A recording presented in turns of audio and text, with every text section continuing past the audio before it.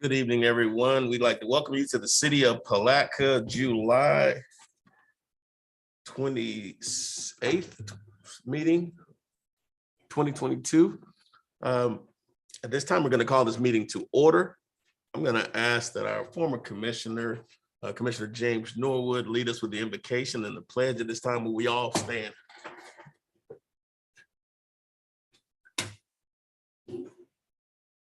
Let's bow.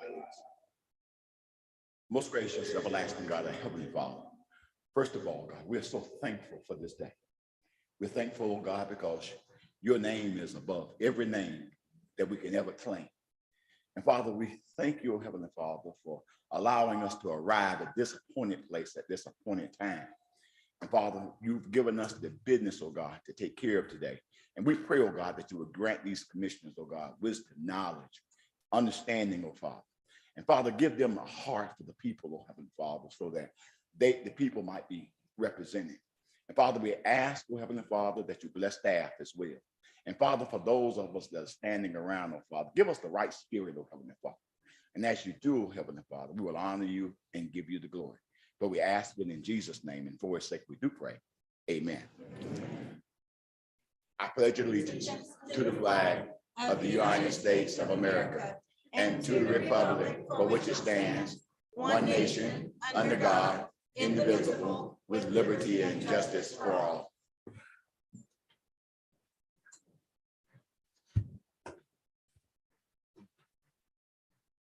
Roll call, please. Commissioner McCaskill, She's excused. Commissioner Jones, Present. Commissioner Campbell, Present. Commissioner Borum, Present. and Mayor Hill. Here, We have a quorum, sir. we have a quorum. If the record to reflect that Commissioner McCaskill contacted me today, she wasn't feeling well, and she might or might not be able to attend by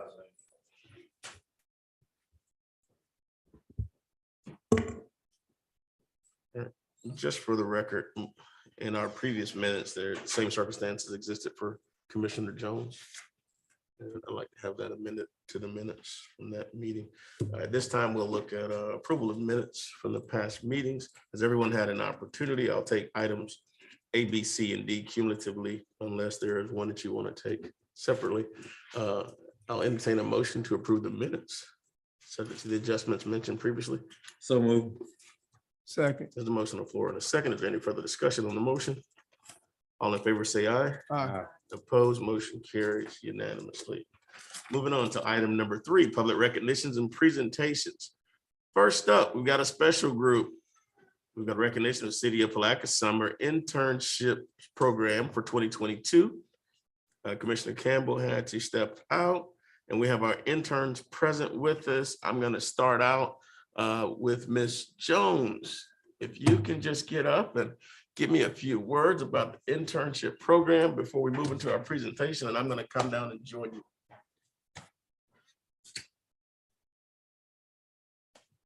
Okay, so I'm Virginia Jones in Human Resources here in the city of Palatka, and along with Commissioner Campbell and Ms. Krantz and other individuals that were on the panel, we had applicants apply for our summer intern program that was a 7-week period. And in that appointment, they were assigned to different avenues, different areas within the city where they shadowed those individuals. We had an outstanding group. We had a total of 8 interns this year, and they did an awesome job. And tonight, we just want to recognize them for their performance in their respective positions.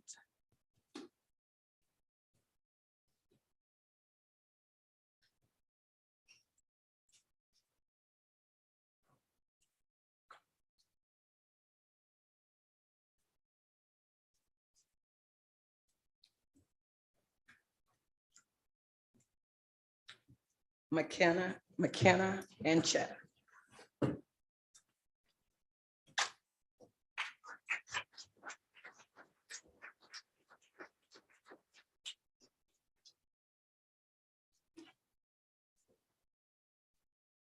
Nyla Owens.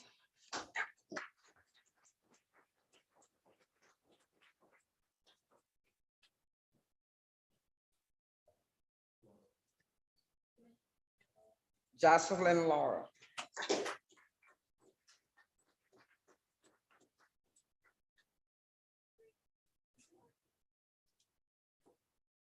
Kenneth Thornton.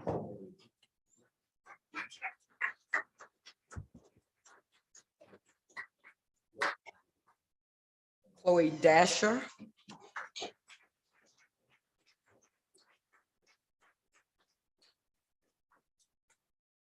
James Keeley.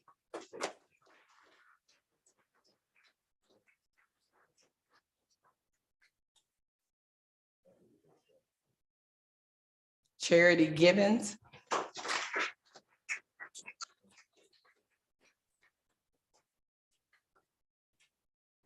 Angelia Miles.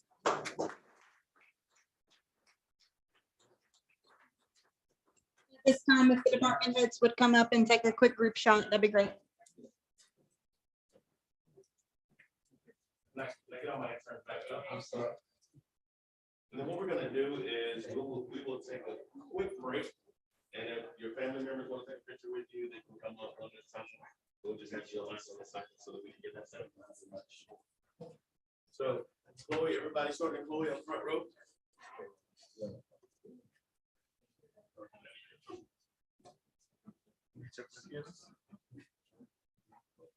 James, I'll get you here.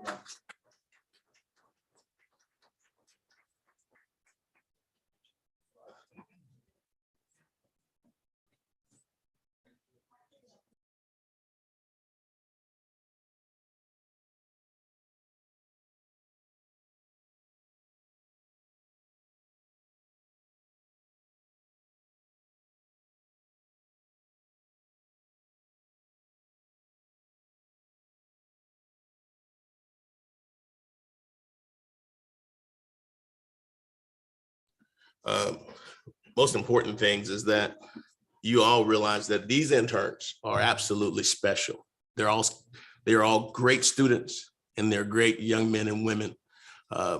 So we have everything from future doctors to future lawyers to future pilots and current pilots in the room. And so each one of these interns has taken their job very seriously. They have worked with the tutelage of our department heads in various capacities. I got an opportunity to sit through their orientation with Ms. Krantz, and it was packed with information. And so they started from day one, and we are just excited about what the future brings for all of them. And we look forward to more great things from you. And we really appreciate you. On behalf of the city of Palatka, we're absolutely proud of you. Congrats.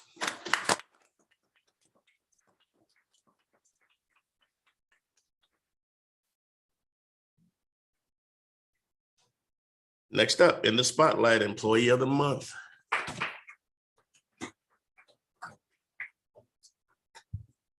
Okay, so again, the city has took on an adventure of recognizing our employees, one employee each month. We're allowing our staff and our supervisors to nominate someone that has shown outstanding services in different areas throughout for the month. This month, we would like to recognize Carl Starling.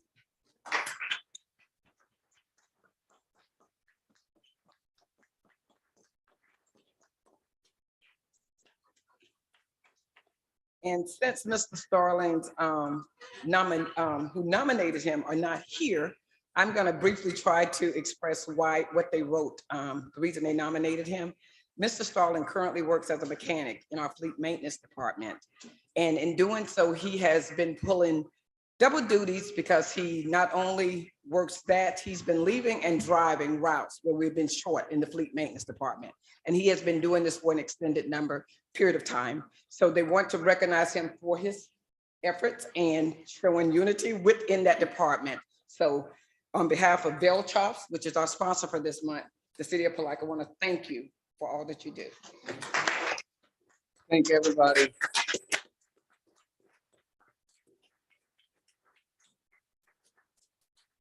Maybe the fewest words I've gotten out of you. You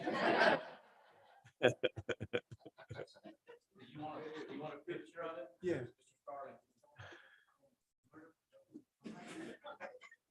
I don't know who you're. Done. Done. Done. Sorry. Dear Ms. Jones. Yeah, we set up. Well, you can do a circle later. I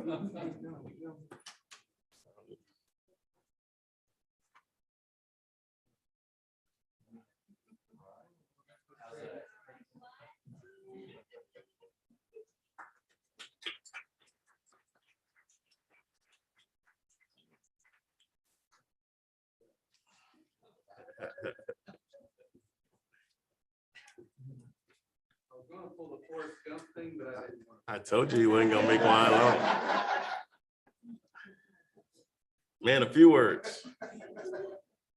Next up is a proclamation for the ladies of Alpha Kappa Alpha Sorority Incorporated. And it is Chi Delta Omega's 20th anniversary day. So if the ladies of Alpha Kappa Alpha, if you would come forward at this time and assemble across the front of the room. You can notice them, they're the ones in the pink and green.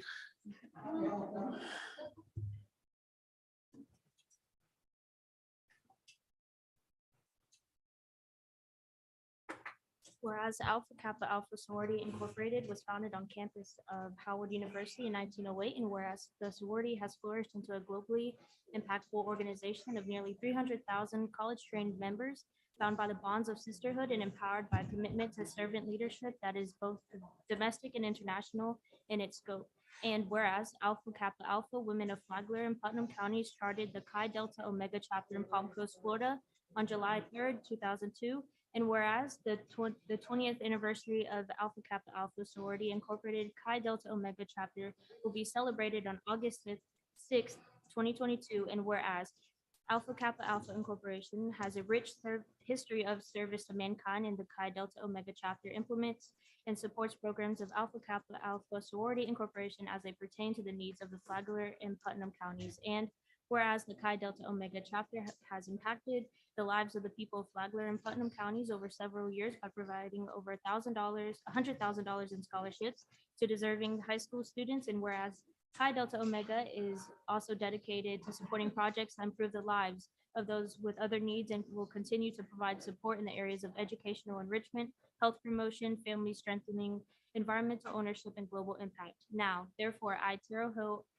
Mayor of the City of Palatka, Florida, together with the members of Palatka City Commission, proclaim August 6, 2022 as Alpha Kappa Alpha Sorority Incorporated Chi Delta Omega Chapter 20th Anniversary Day in the City of Palatka, and encourage our students to support the programs conducted by and honor the organizers of activities demonstrating their commitment to provide service to all mankind.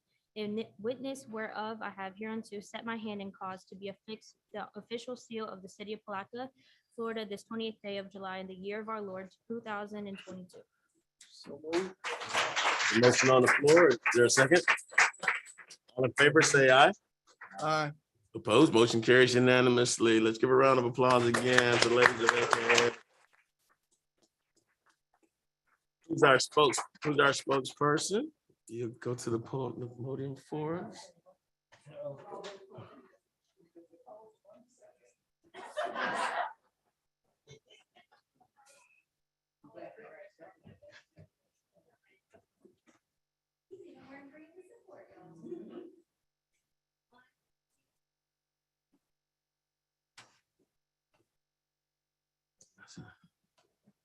You have the floor.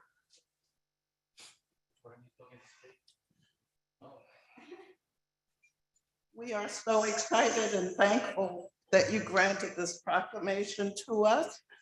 For 20 years, we've been working in Putnam and in Flagler County, and we are most proud of two things. I won't take long. One is donating completely filled backpacks to one of your schools. We donated to every student in that school, and we're very proud.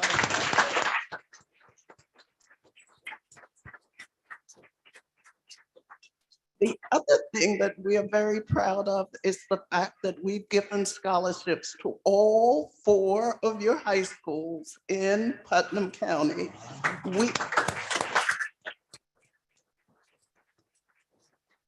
As part of that $100,000 in scholarships, we are determined to have a greater footprint in the Palatka community. We thank you, thank you, thank you.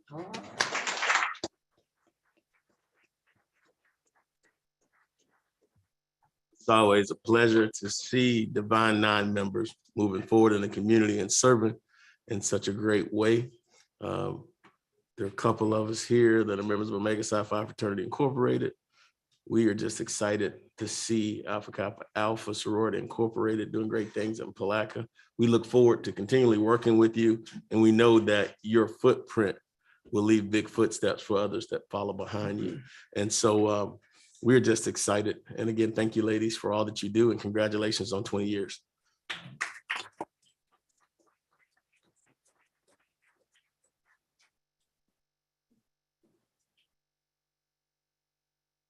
Next up, presentation, American Legion, Bert Hodge, post 45.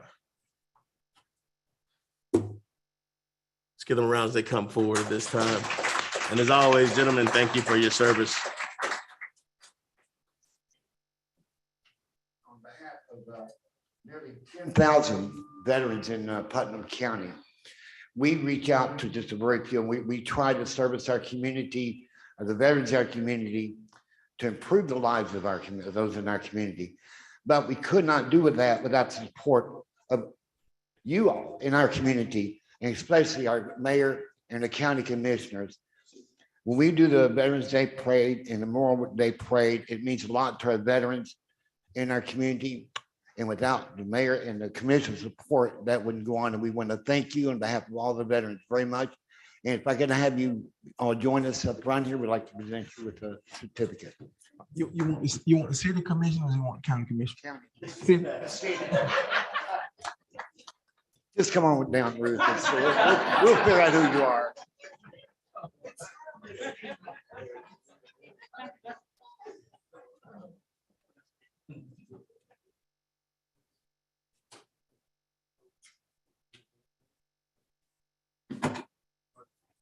Thank you, County Commissioner Lucas Storm. Good game already. Yes, thank you, sir. My name is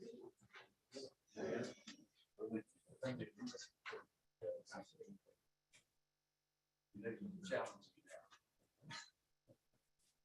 That's not terrible. Mr. Campbell, I'm doing thank you.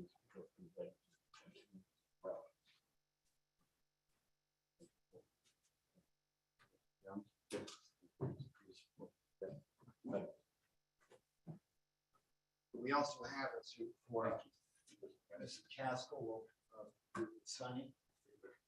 You don't want to turn around and want to get a photo with y'all.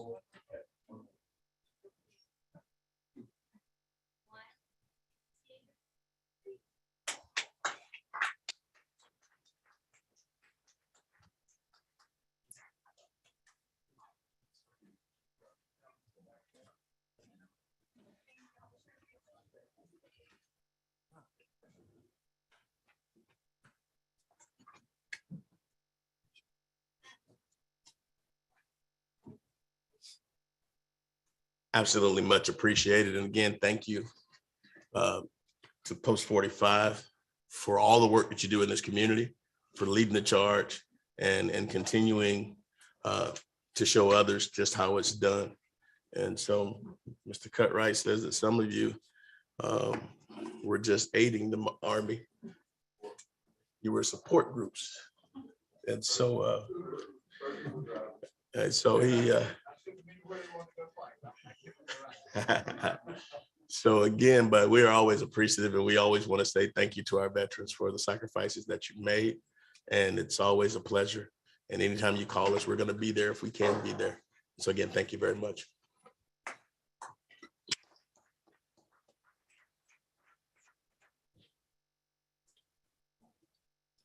Next up, a presentation, Goodwill Industries of North Florida, the A-STEP program. Karen Mathis. Let's give her a Palatka welcome as she comes forward. Good evening. My name is Karen Mathis. I am the A-STEP program manager for Goodwill Industries of North Florida. The A-STEP program provides academic support through the employment process. A-STEP removes barriers to education and helps adults earn a certification or degree to increase their earning potential to support themselves and their families. A-STEP pairs students with a college navigator who walks with them on every step of their academic journey. Services are customized to what each particular student needs, the support that he or she needs to move forward. The College Navigator assists with the application and enrollment process, helps to secure financial aid, removes transportation barriers, monitors academic progress, and refers students to wraparound services as needed. Simply put, we do whatever it takes to help the students successfully complete their program of choice and then find employment in their field. In addition, Goodwill provides financial workshops and one-on-one financial counseling to help students achieve their personal financial goals, whether it be improving their credit score, starting a savings account, or buying a car or a home. Goodwill now has a dedicated A-STEP College Navigator in Putnam County, and I would like to introduce Emily Eason.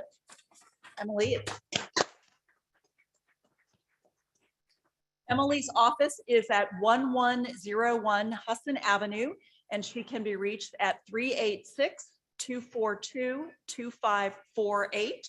And her email is eason@goodwilljacks.org.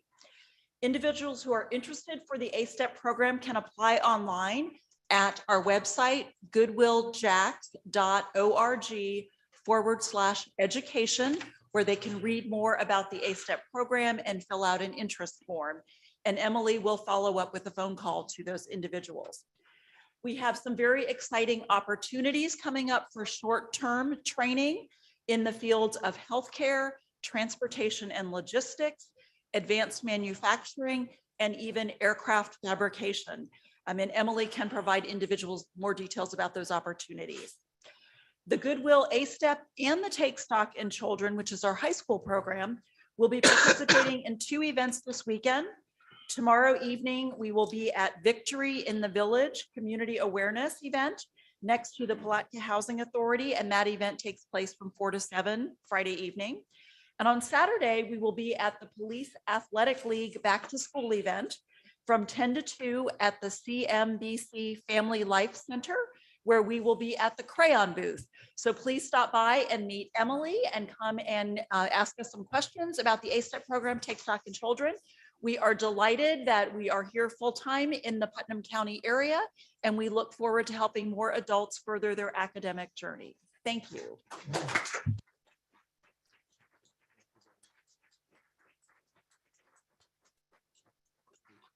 Thank you very much.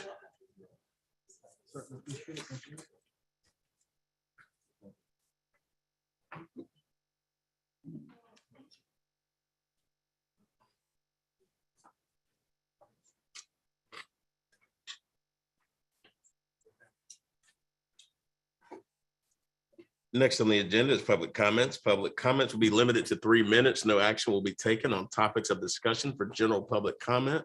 If you have an opportunity, please, in the back of the room to my left, you can fill out a yellow speaker's card, put your information on there. As you approach the podium, give your name and address for the record so that we'll have it.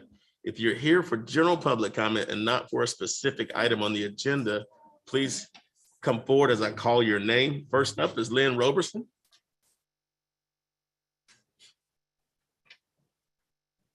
Thank you so much. I am here to thank you all. I wish that I had a bouquet of roses for each of you. I docent every Sunday from 1 to 4 at the Bronson Mulholland House. I was there when a gigantic waterfall from the roof leak came rushing down the stairs. I show people the Bronson House from all over the country because it's on the National Historic Register, and people do come, believe it or not.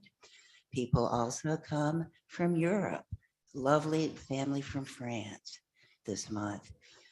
It's closed at the moment for repairs, which are certainly needed. But I just wanted to say thank you, thank you, thank you. Judge Isaac Bronson was from New York, but he believed in Florida and he proposed Florida statehood. He also wrote the Palatka City Charter, and he also made Palatka the capital of Putnam County. The county seat. So, in addition, he was a staunch and ardent abolitionist. No slave ever built the Bronson House or worked in the Bronson House. And I think that's a heritage worth preserving for right now and for the future, because children are going to want to learn about this. And it's a beautiful place architecturally. Thank you, all of you. I'm so grateful. Thank you for your work as well. And thank you for your volunteering and working as the docent again. Thank you very much. Let's give her a round of applause.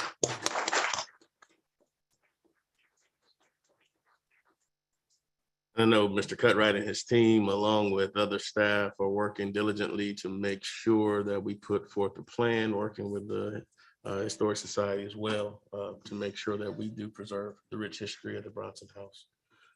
So if you haven't had an opportunity to go by and look at the Bronson House and check it out, or even the historic marker, please make sure that you go by and do that. You're missing a treat right here in Palatka. Next up, Theodore Wilson. Hello, Theodore Wilson, 701 North Moody Road, unit number 132. Thank you, Mr. Mayor and City Commissioners, for allowing me to come up and talk to you. I'd like to speak to you about direction that we would like to, start asking questions of Palatka, if it's right for Palatka, to build a community recreational type place here in the city. And basically we need to start with solar installation that would, the funds, it's a city installation of sorts.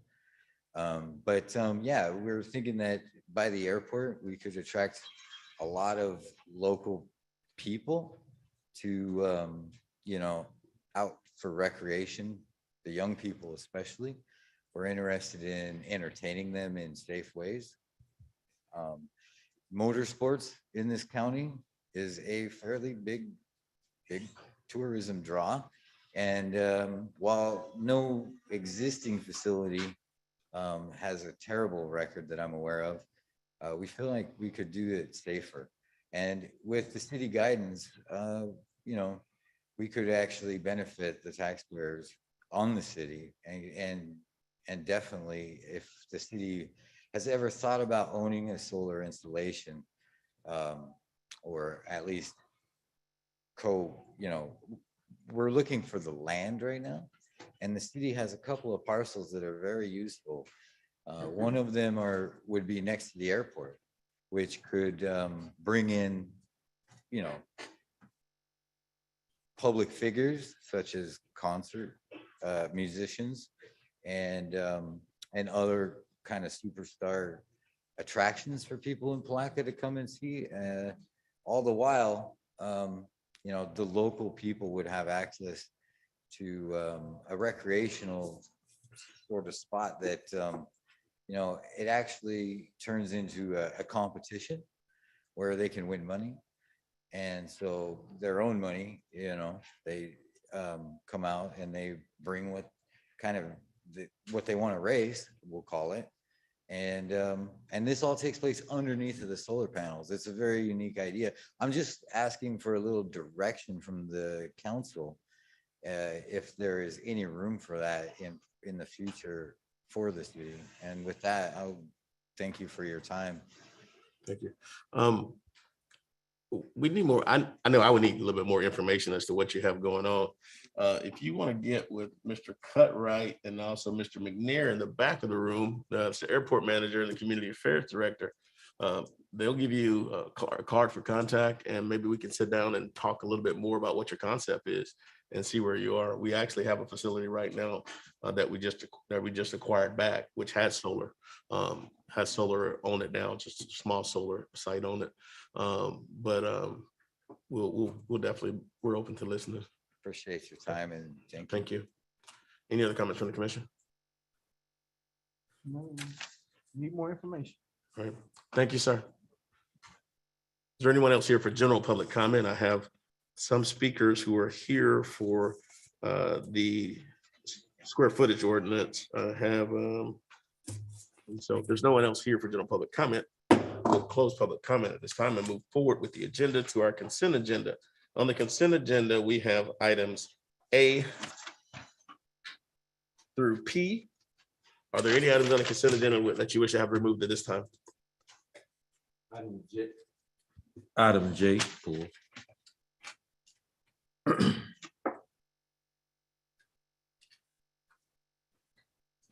Okay, we got item J. Is there anything besides J? If not, I'll entertain a motion. I'll make a motion that we accept the agenda as it is, excluding item J. Second.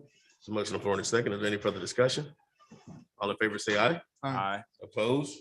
Motion carries unanimously. Moving on to item J, adopt resolution 2022 R118 to award invitation to bid 2022-10 hot mix asphalt Thank you, Mr. park paths and intersection to PNS paving. Mayor. Resolution number 2022 R118, a resolution of the city of Park Ford authorizing the award of ITB 2022-10 hot mix asphalt to PNS paving and authorizing a project budget of $100,000 for the milling and the resurfacing of locations on the north side to include construction, observation, and inspection, amending the fiscal year 2021-22 budget, providing for scrivener's errors. So move. This motion on the floor in a second at this time. Commissioner Jones, you want to go ahead and give us your question? Yes, these are the areas that we identified that needed resurfacing or patching. And I think we all agreed to maybe going in and patching these areas of North 18th Street, Washington and Napoleon, North 19th Eagle and Eagle intersection, along with Wapala Street and 18th. But there were, I don't see the Olive Streets or the Madison Street locations on here. And also, I wanted to talk about the amount that was dedicated for this project. It says 100,000, and I know I thought we talked about almost at least $250,000 for this project, because they were supposed to get back with us with the cost. So I would like that excuse me. I would like for that to be explained a little more in detail and what we're actually going to see as a result of this kind of patching. Certainly. So as you can see from what Ms. Krantz has up on the screen right now, this 100,000 is the cost to mill down. Mandy, can you identify yourself for the record? Oh, I'm very sorry. This is Mandy Tucker, Grants Administrator and Project Manager for the city. I'll put my camera on. I apologize. There we are. So as you can see from what's up on the screen right now, this is the cost to mill down 1 inch within these boundaries, these 4 boundaries that are given, and then lay back down 1 inch worth of asphalt. So that's curb to curb, milling and resurfacing for these 4 areas. I apologize, when staff went out for this bid, we went back to the meeting and we just missed the Olive and Madison locations. So if you will get with us or send that information to us, we will go back to P&S and we can add the locations in. It will be a change order for a larger amount, but it'll still be based on the tonnage price that they gave us for the asphalt. Does that help?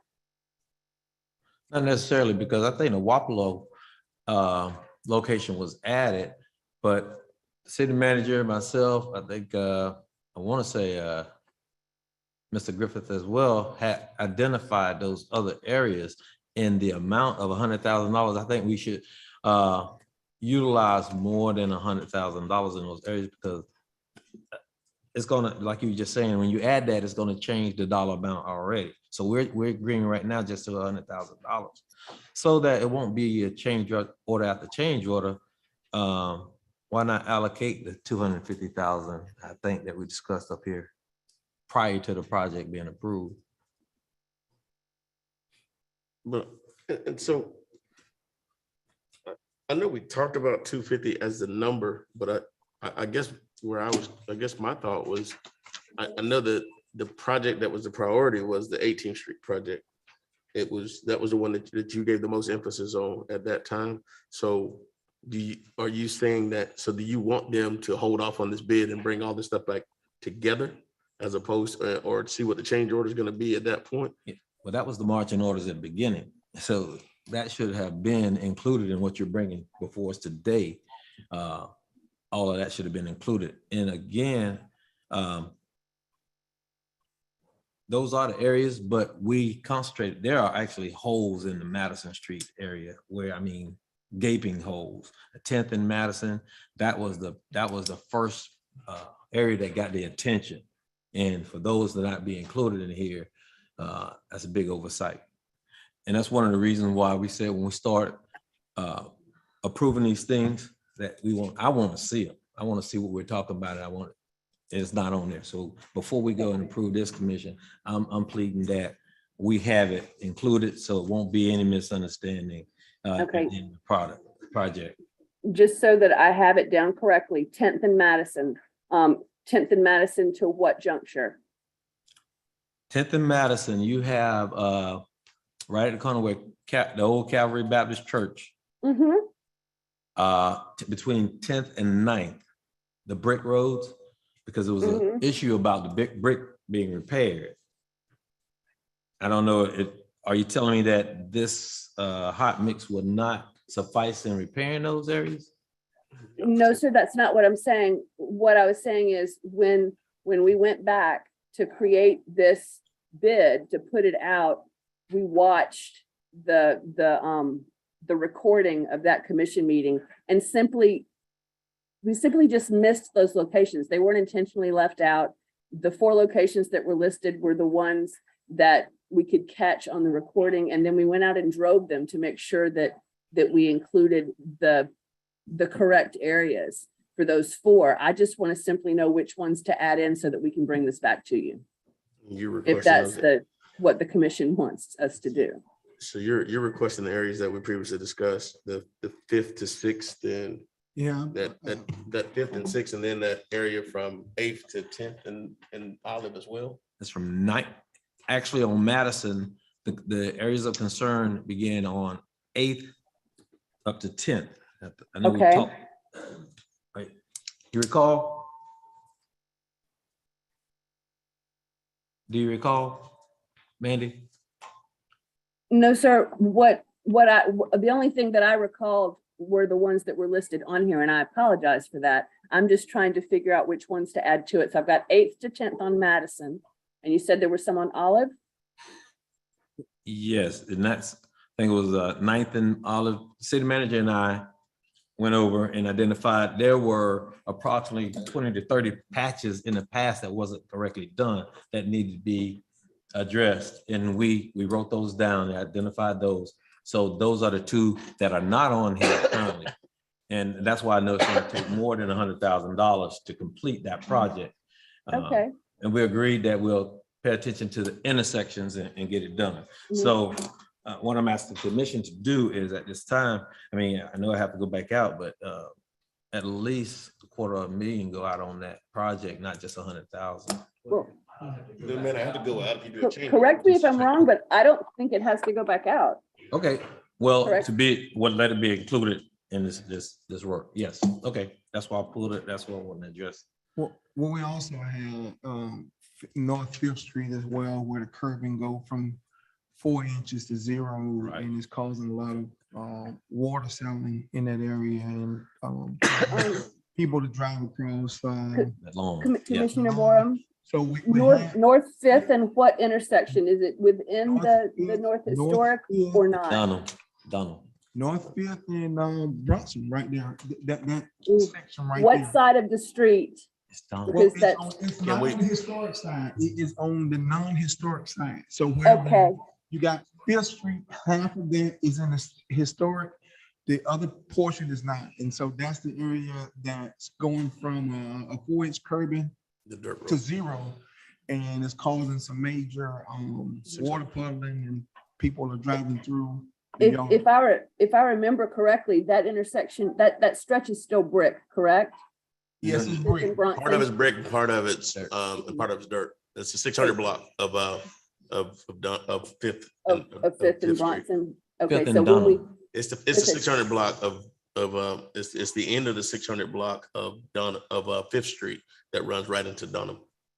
okay, oh, if it's over in the Dunham intersection, I don't think it's in the historic. I'm worried about the brick within the historic getting permission to. It's not in the historic district.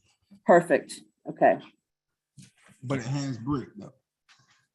So just to recap, Mandy, can you just add, can you repeat the 3 that you're going to add to the list and seek a change order from or for? Yes, sir. So 8th through 10th on Madison, 9th and Olive, North Fifth and Dunham. So Commissioner, does that cover it? Right. yeah, we got Napoleon on there. And we had what, 11th and 13th? You We had need more 11th and than 13th. 250,000. I keep adding. No, I'm just saying we had 11th and 13th, but we had it all identified and we did say it was gonna be 225 to 250. Mhm. We did approve that. I got one speaker. One, I guess my question would be to the city attorney, the $100,000 were in the caption as far as advertisement goes. Would you have to re-advertise if you're going to change that amount since it was in the caption?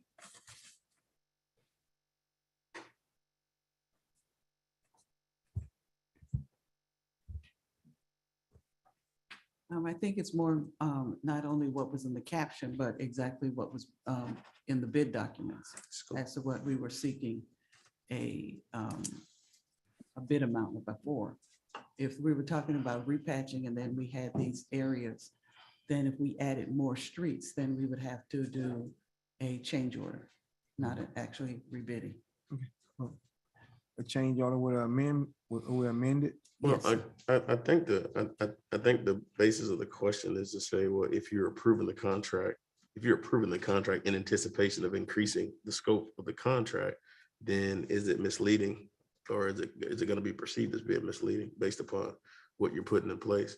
And I think that's where the question comes in. I'd like to see the bid documents, sir, before I enter an opinion. So in essence, what we've done is almost triple the scope of the project. And I think it would behoove us just to bring it back. If we need to bring it back I agree. for a special meeting. Mr. Mayor, and it's not that we're against the project or anything. We just want to make sure if we do it. That you dot your i's and cross your t's. Let's catch it all on the front end and not have to go back. Have it all spelled out at one time. Right. Exactly. There was some things just were missed from what we initially approved. And so we just want to make sure all of those things are in there, bid properly so we can move forward. It's work that really truly need to be done. So then let's go ahead and check with the contractor, the winning bidder, to see what their price would be if we effected a change order to incorporate the 3 new areas. And then if you would bring it back with a resolution that's properly captioned and advertised, that includes the entire scope of the project, okay? How many people do we have bid on this? One. Just one bidder? Okay. I guess maybe if it was a $250,000 project, you would probably have more bidders. Yeah. So Would you, if You it's wanna the put it pleasure of back the out, Mayor? commission, we'll put it back out. I would be more comfortable putting it back out only because we've increased the scope. So it's no longer a small project. It's now becoming, we're now talking about a $250,000 project versus $80,000 project. So Okay. most people may not want to come to Palatka and mobilize for that project, but for $250,000, they may look at it and see it differently. Okay, we'll do it. You know, I think the way this market is going, we want to do it as quick as we can. Yeah. And so if we need to come back, if we need to bring this back faster, whatever, let us know. But so I don't think 30 days is going to kill it from where we are. But we've got a motion on the floor at this point. That we would need to rescind the motion and give direction to staff to move forward. Who made the motion? The motion was made by Commissioner Moore Um, and the second by Commissioner Campbell. I'll rescind this motion. If it's the will of the commission. Second. So the motion is rescinded. And at this time, I entertain a motion.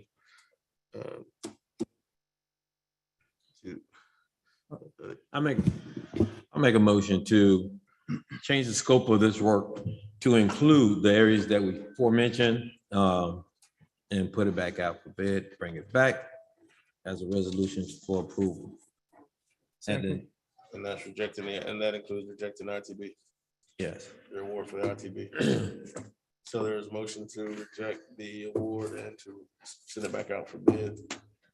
At this point, there's a second on the floor. Is there any further discussion? All in favor, say aye. Aye. Opposed, motion carries unanimously. Next up, discussion and direction of Hammond Hall surplus, Mr. Manager. Mayor, as the commission is aware, previously we solicited bids for the purchase of Hammond Hall and received none. I will tell you that as of today, I received an email offer to purchase. But prior to today, I had not received any, nor to my knowledge had the city received an offer of purchase. So staff simply wanted to come back to the commission and ask for direction as to how the commission wished us to proceed. Now, as I said, I did today receive an email offer to purchase. I will tell you in disclosure that I did receive contact from individuals who stated that there might have been a bid or purchase interest in the property had the zoning been something that would have allowed something other than residential because of the structure of the building, which was not thought by some to be amenable to a residential use. So there were inquiries about the possibility of being able to change the zoning to something that would allow some kind of neighborhood commercial instead of simply residential, which I believe is its current zoning. Ms. Walsh can correct me if I'm wrong, but I believe its current zoning is residential. So I'll just simply mention that. And as we move forward, I've got one speaker card. Kitchens, if you come forward at this time.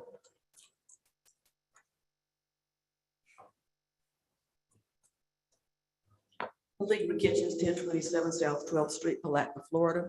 I would just like to point out to the commission that since you've received no bids on Hammond Hall, you still own it. And all city property that you own can be used as a match for grants.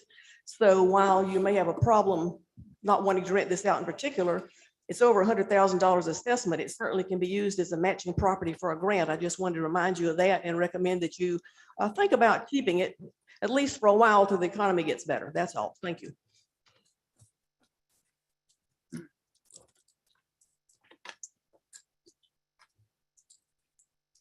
Any direction from the commission at this point based upon what you've heard? So there are options I can mention to you, if Mr. Mayor, if you will. In the past, we had attempted to sell some surplus resident or real property by bid. Some of it didn't sell. We listed that with a realtor. and all of it's sold. So should you decide that you wish to move forward with a sale option, we have two options. Those would either be go back out on a bid or list the property with a realtor and see where that takes us and of course the commission could set a minimum price again as to what it was willing to take for the property. Or you could decide to keep it. I mean, obviously the options we went over before, I know you're still aware and familiar with those. So we just would like the direction from the commission as to what your preference would be. Were there any terms attached to the offer that you received today? Not really. The offer I received, quite frankly, I have it with me. It came in an email. It was not a solicited offer. And if you'd like, it is public record because it came to my email address. Would you like me to read it? It's two paragraphs. That's fine. Okay, it's my name is Bob Finley, and my wife and I are the owners of Gem City Coffee Inc. We are a local small batch artisan roaster that delivers the freshest coffee using a variety of beans, both single origin and handcrafted blends. We use an energy efficient fluid bed electric hot air roaster for roasting our beans, and this pure, clean process results in a great tasting roasted bean. We recently heard that hammock call is still available for purchase and will be discussed at this evening's City Commission meeting. Gem City Coffee has an interest in purchasing the property for use as a coffee shop, community gathering place, and a place to roast and package our gourmet coffee. Naturally, we would need some time for our due diligence, but expect to be able to pay around $120,000, provided everything checks out satisfactorily. We would welcome the opportunity to discuss this further at a time that is convenient for you. We can be reached at the number below. Thank you for your time and consideration. Signed, Bob and Jean Finley. Thank you. Any comments from the commission at this point?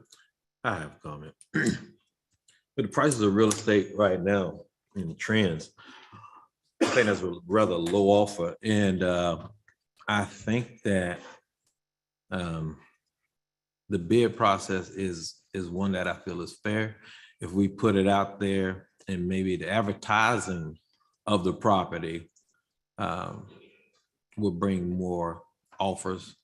And when I not criticizing the effort that we had prior, but I get solicitations all the time about property, unseen, where people are trying to pay way more than I actually paid for the property or what it's really worth. So how are we having a hard time with that particular property in that location? And people are talking about 100,000 for that. In the parcel, is it 2 lots or just 1 lot? It's more than 1 lot. It's more than 1 lot. That's just hard to. As far as we're at the city, we did that. Well, the city had done that once before with property, sold it for really, really low. And then the prime example is where the hotel is right now on the river. I think that we should try to get as much as we can for that property. I think $100,000 is too low. 120 and 25 is too low for that property. That's my personal thing. I said I would like to see it go back out again for the bid. Yeah, I mean, I agree, it's low, but I think we're not getting the bids because of the zoning for the most part. And what it's zoned for, it's just not attractive to a lot of people. And so I think that's why we're not getting the bids that. Would you like us to go and with Ms. Walsh, you're the expert, obviously, but would you like us to look at something that would permit neighborhood commercial and go ahead and rezone it on the city's petition? When we think about the comprehensive plan and different things with that respect, I would like to lean on our planning director, Ms. Lisa Walsh, regarding that. If we decide to go with some neighborhood commercial, would that be something that fits with the zoning piece of things? Commissioners, Lisa Welsh, Planning Director. As it stands right now, plopping commercial in the middle of all that residential could be considered spot zoning. However, there are ways that it could be addressed. It could be addressed with perhaps a conditional use. I may also suggest that you perhaps look at redeveloping all of the lots into something a little more dense that might be multi-story, that has a mixed use component to it. Commercial on the bottom, residential on the top. That might be beyond the scope of what we're talking about now, but it's an idea. Conditional use, we could rezone it. I think it can be done. I also think that this is the perfect time to have a conversation. You know, we're having a conversation about updating the comp plan anyway. And I think this is the perfect time to have that conversation. The other piece you have to look at is the historic piece of it, where this property has consistently been used contrary to its zoning. This property was a laundromat. The city has been using the property contrary to the residential zoning for a number of years. And so what this does is it brings it back consistent with the uses that have been in place. And so while it in essence will be the only commercial piece within that area, it does create an opportunity with neighborhood commercial to put us in a position where you continue to get the consistent use, which seems to be the desire for the community as a whole. And so the neighborhood wants to see that piece continue to be able to be used as a community center of sorts, and to be able to be used for events and things of that nature. So I think it will behoove us to look at really to direct staff to move forward with the change in zoning to a neighborhood commercial zoning at this point, which would allow us to be able, I think, to generate additional value in the property. Mayor, But how also close is additional that interest. kitchen duck, the duck, used to be Rusty Duck or something? How close is that? Block away. 1 block up. 1 block. So we have the ability, when you look at the area as a whole, is where it is. But I think more than anything, that use, we've been out of compliance as far as the use of the property and compared to the zoning for a long time. And this would get us back to a point of consistency. I agree, 120 is low.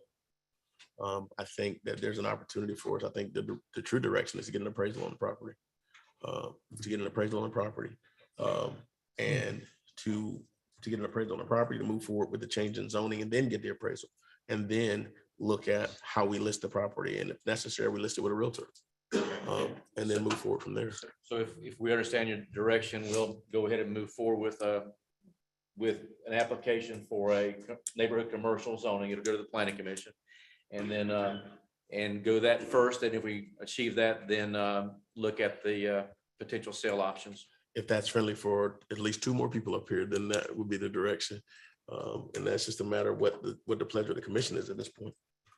I mean, I said put it back out for bid first. And that's putting out for bid with the stipulation of what you just said, putting, changing the use. We change the use when we put it back out there and see if it appeal to more people, prior to getting a real estate agent involved. Okay. But we also should get a valuation, know how much that property is worth. So is everybody in agreement with the neighborhood resident, with the neighborhood commercial? Yes. Maybe we shouldn't commit on that just yet, since it's gonna come back.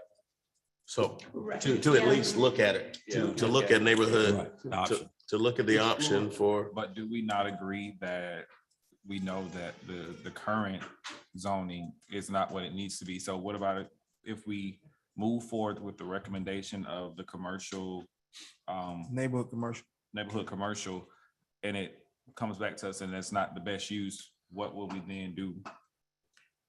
I think it's just a matter of going, if we give staff direction, I think if we give staff direction to explore what is in best in keeping with what the current use has been, then they can bring us back a couple options, which will give us an opportunity to go without being completely sold on something that may come across this dais again. And if we take it to the planning commission first, they may come up with some options. Yeah. Good idea. Is this something that we can move on relatively quickly? I will do my best, sir. So there's a lot of activity going on, and there's a short, and then there's a small, you've got one person who's doing plan review. No, and you got one staffer. Just so that we know. She can, I understand, but I was just, can't. meetings coming up, so. If we go forward with it, I could bring options back to you at your next meeting, which is August 25th. Because it has to go to the planning commission Planning. before it comes back to us. So that's why, I mean, to get it to them. I know it's gonna be a while before it comes back to us, but it's not something that we want to continue, that I desire to see continue to be kicked down the road if it may enhance the opportunity of us getting off of it. Let's go ahead and go to planning commission and then bring them back. So I need a, Okay. so I need a motion from the I thought we were just commission giving direction. to give direction. I need direction from the commission for staff to take it to the planning board for rezoning. I make a motion that we take this item, the Hammett Hall, to the planning board for consideration, For, rezoning consideration. is that for the commercial? Is that for the neighborhood commercial? I thought we were seeking if that Direction. Yes, Are we in a historic district right there in that, is that property? yes, it is. It is South Historic. You're gonna have to take it there too, right? Have to take it to also. The two boards meet essentially the first week of the month. The next meeting, of course, would be the first week of August. We've passed the public notice date for that, so it wouldn't go until the first week of September. Second. It wasn't proper second. Made a motion for it. Second. Can you restate it just for? I make the motion that we take, that we allow staff to take the Hammett Hall situation to the proper boards for consideration of rezoning. Second. Neighborhood commercial rezoning? Is that what you're? What? Neighborhood commercial rezoning. Second. It's a motion on the floor. Is there, and there's a second. Is there any further discussion on the motion? All in favor, say aye. Aye. Opposed? Motion carries unanimously. Thank you. And the reason I wanted to make sure we had clarity on that was because if they've got specificity as to what they're taking to the planning board, then even if the planning board comes back with a different suggestion based upon what's in place, then that's fine. The only other thing I'd ask you to do is in the interim, also reach out to the residents of the South Historic District and get input from them as to what they want to see as well.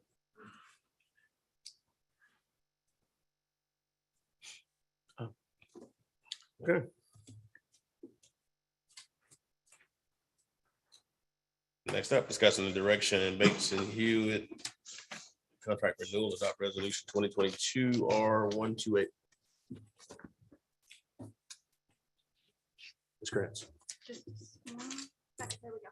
A resolution of the city of Palatka, Florida, accepting a broker services agreement with Bates and Hewitt and DBA Bates Hewitt Employed Insurance Agency as the city's agent of record broker for the employee benefits, authorizing the city manager to execute an agreement on behalf of the city of Palatka and providing for scrivener's errors. So move. There's a motion on the floor. Is there a second? I second. There's a motion on the floor in a second.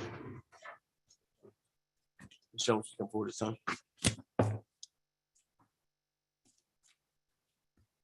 Okay, for Bates and Hewitt, what we're asking the commission to approve is we went out, as you know, we extended Bates and Hewitt contract to cover us because we rejected all bids the last year. So we took everything out and staff went to Florida League of Cities. I consulted with them and they asked for several reports to be brought back to them to try to see what the issue was with us getting bids in on that. I did obtain some information that staff reviewed due to high cost claims. That was extensive. And it was the recommendation that we actually stick with our current broker and let them go out and bid for us for new benefit costs, which they did and they presented to us. Our claims, our renewal rates came in at 7, but due to the program that will be in the next resolution, actually, we were able to get it down to 5% for increase in our renewal rates. So, and that just came by us changing from the Humana Vision Plan to Florida Blue Vision Plan, which in review, it was less for our employees. They do offer 6 different vision plans versus the one we were offering. The first 3, if our employee were to choose them, which are identical to what we had, would not be an increase for our employees since the employees pay all of the cost of vision. Any questions or comments? That was the deciding factor. What about the total cost per employee? This, as Commissioner aware, the city still covers 75% of the employee of the cost for the health insurance. The 5% increase was what we got. I don't think we would have received any higher rate according to, based on the information and data that was pulled in regards to this. So we have 5% increase across the board for not dental stayed the same. That was just a health increase. Vision will remain the same for our employees. And so we just are really dealing with a 5% increase in health benefits.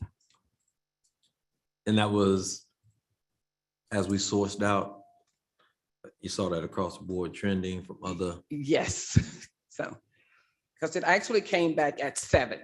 We were able to get it in at 5, and that was with of changing our vision from Humana to Florida Blue. That's the best negotiation y'all could do. Who did negotiation? Just one. It was I actually consulted with Florida League, with Lindsay Larson from Florida League of Cities, and I brought that information back to staff, our benefits team here, and we went over all of the data as we pulled the reports that were requested from the league from Florida Blue. We went over all of this data, we discussed it, we looked through everything that was being offered there, and then we asked Bates and Hewitt actually went out to bid for our new renewal rates, which they did provide for us, which is in the agenda.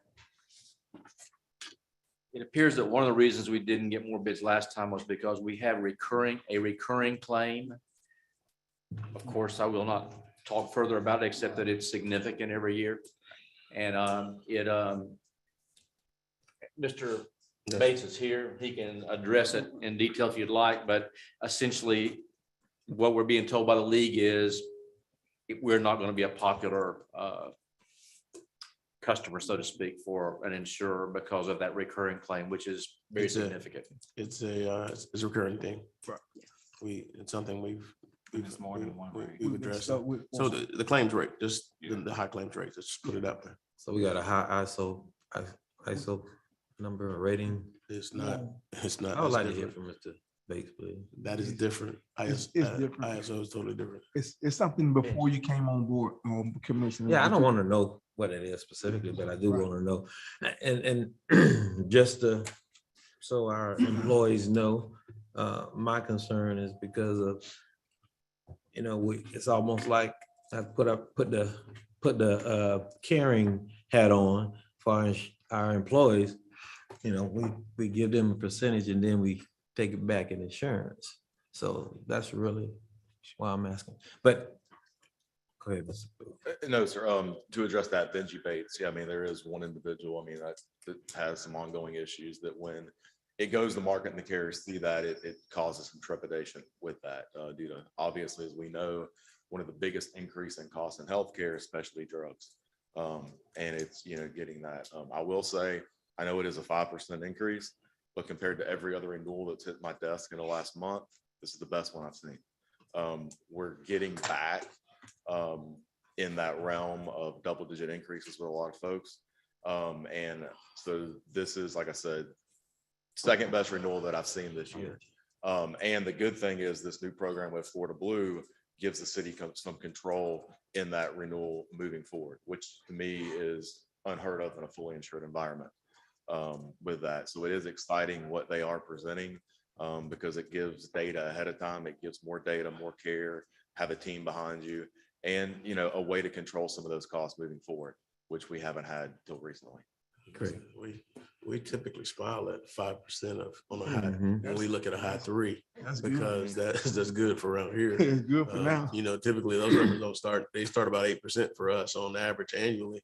And so, that's kind of where we are. We understand what challenges we have. We also understand the limited data that goes out as people start to bid based upon the size of the organization. All those things are in place. And we're actually, I think we're in a pretty good position right now because our COLA is going to offset some of those increases that you see and still be able to put some money back into our employees' pocket. So if we do that wellness exam, do that help us at all? I mean, like with the rates, is that Yes. gonna be a plus for us? Yeah, there's actually a whole program as soon as this is done that goes into that with the wellness exam, the physicals for the adult, and then one more care component. That's what I hear. I see some Blue Cross nodding going on around the room. All right, all right. Thank you for that. No, thank you all. information. I appreciate that. So, again, thank you. So at this time, you have information before you. Thank you, Ms. Jones.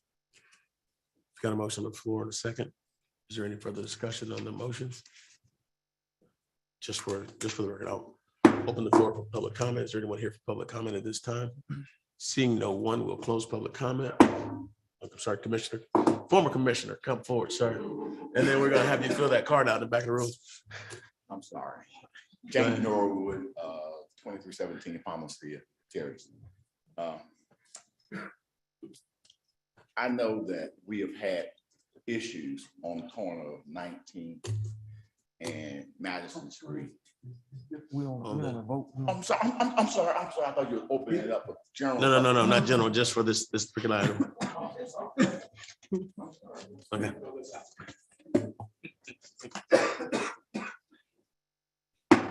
Public comment as relates to this issue here. Are there any other, anything else before the commission at this time? If not, we'll call the question. All in favor, say aye. Aye. Opposed? Motion carries unanimously.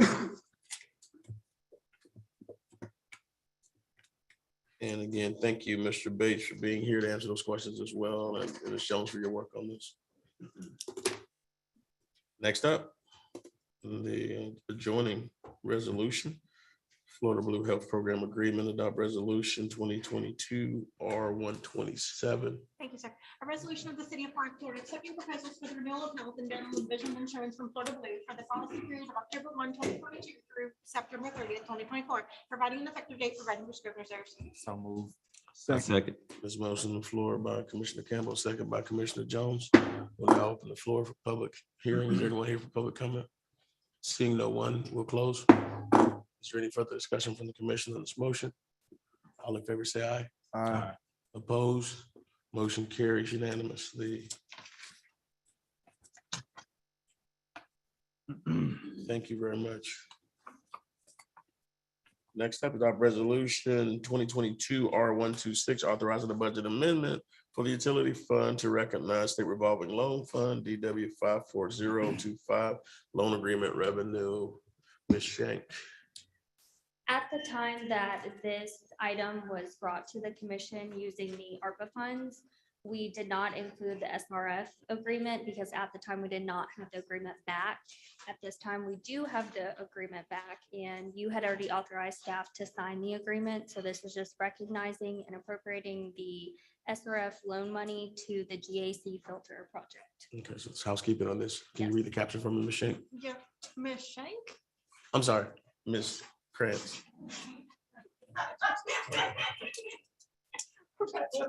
She wouldn't have read it as fast. A budget amendment for utility fund 041 to recognize SRF BW 54025 loan agreement revenue and providing prescription reserves. Oh, so you read it slow just because I said that. There's a motion on the floor by Commissioner Moore. Is there a second? Motion on the floor. Is there a second? Sorry, second. Second by Commissioner Sorry, Campbell. Now on the floor for public comment. Is there anyone here for public comment on this item? Seeing no one, will close public comment. Is there any further discussion? All in favor, say aye. Aye. Opposed? Motion carries unanimously. Thank you.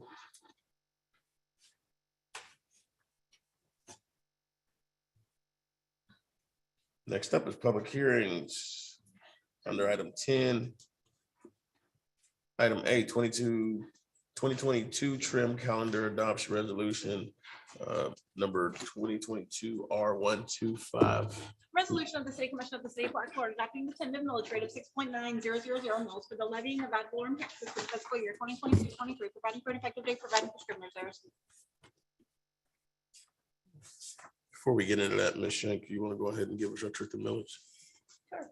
Within 35 days of the certification of value, each taxing authority certifies our completed DR 420 and DR 420 MMP to the property appraiser.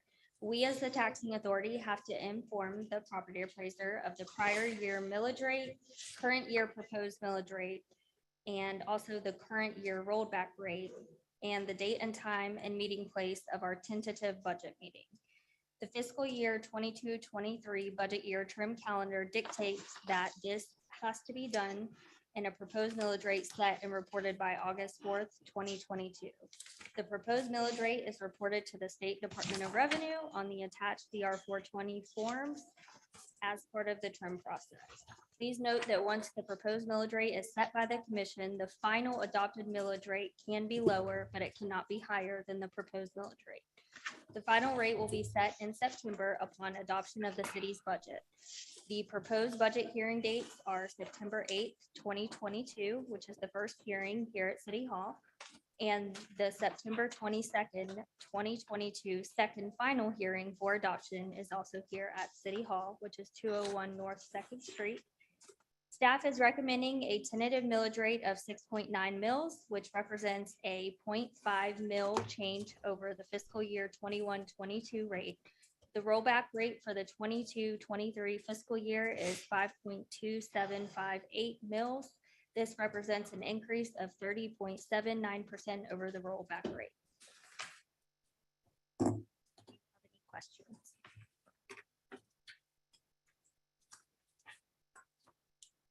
Any questions from the commissioner? So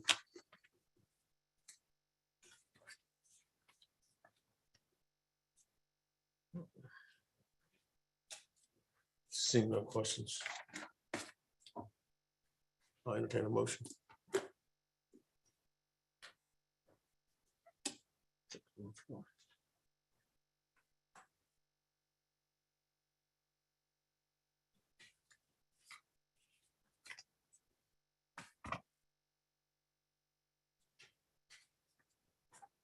Is there a motion at this time? If not,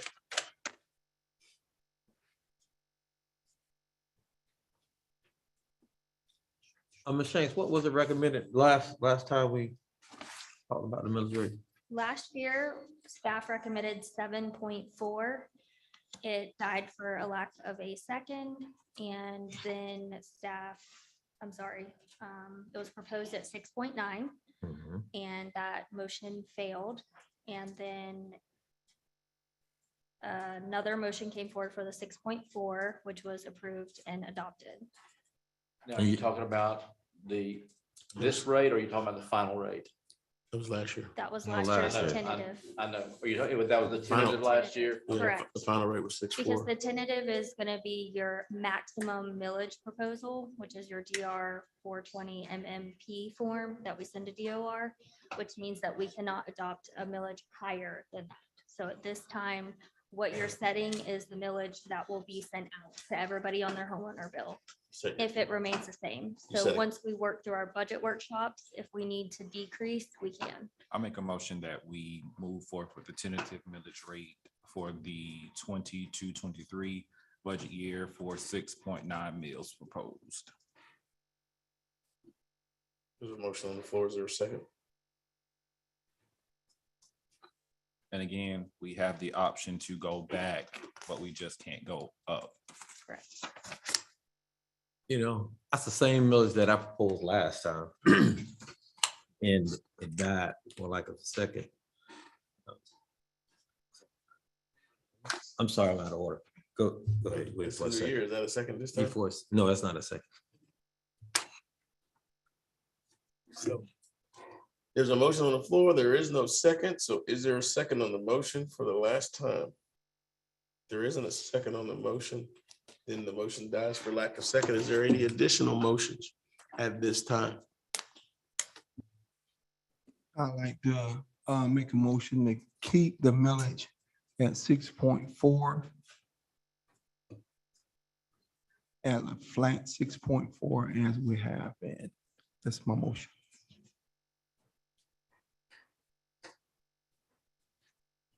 There's a motion on the floor. Is there a second?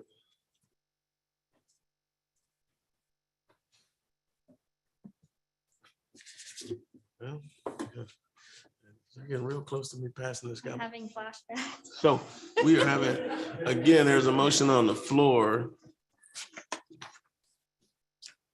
Is there a second for the last time? Seeing that motion dies for lack of second. So we went through this last year. And so for the sake of conversation, here's what I see as it pertains to this. And it seems like deja vu all over again. If you set the tentative millage, it's called tentative for a reason. It just gives you a cap as to where you are. If at the end of this process, you decide that your millage rate for the year is going to be 6.4, you haven't raised the millage, even though your tentative was set in a different place. But what it does is it gives you the ability throughout the budgeting process to be able to say, hey, we've got an additional $500,000 out there that we can look at as an option in case there are some things that we need to get done for this fiscal year that may be different than before. If you remember, by not doing that last year, you found yourself in a position where you pull monies from your reserves in order to deal with things that you didn't deal with through your tentative millage, which would have easily taken care of those things. So it does not necessarily mean that you still have the option of not raising taxes, but you don't have the option of being able to explore what that additional resource would do for you. And so as you go through that process, you still have until September to make your final determination as to where you're going to be on your millage. All you're doing right now is saying, hey, this is the cap and this is as high as we can go. And so people will know when they get their when they get their initial estimated tax bill, they'll know exactly where they are with the initial trim notice. And so they'll be able to see based upon the tentative millage. But when you finally adopt your millage, then you can, if you decide to keep it where it is, you're fine. But what you're going to do by not doing any of this is you're going to be hamstrung as you move through the process like last year. You're going to come back and do a budget amendment. Yes, I understand the whole thing very well. And the reason I stated that was because of the fact that I wasn't willing to increase the taxpayer taxes. And that's why I made the motion to say, no, I didn't want to do that. We have the healthiest reserve ever, $3.4 million in our reserve. So we 34%. We was at 34% at that time. And so if we needed to pull money, we can pull it from the reserve. But to increase the taxes on our citizens, and some things they're not happy with some of the services. So I'm not willing to pay any more, pass on any tax to our taxpayers until we can get some other things right. So where I think we're still sitting good on our reserve. And so that's why I'm proposing not to increase the taxes again. That's just my say. And I'll reiterate that setting a tentative millage does not mean that you are raising taxes. I understand that, but I've been on this commission almost 8 years now. Well, we're good, sir. I know how long you've been here. We got here the same day. We got here the same day. Let me finish. I have been on this commission almost 8 years, and I have not seen where anything that increased or we said it, that it went back. That's my experience. Your vote says it. That's my experience. Your vote would make it go down. But any Commissioner Campbell?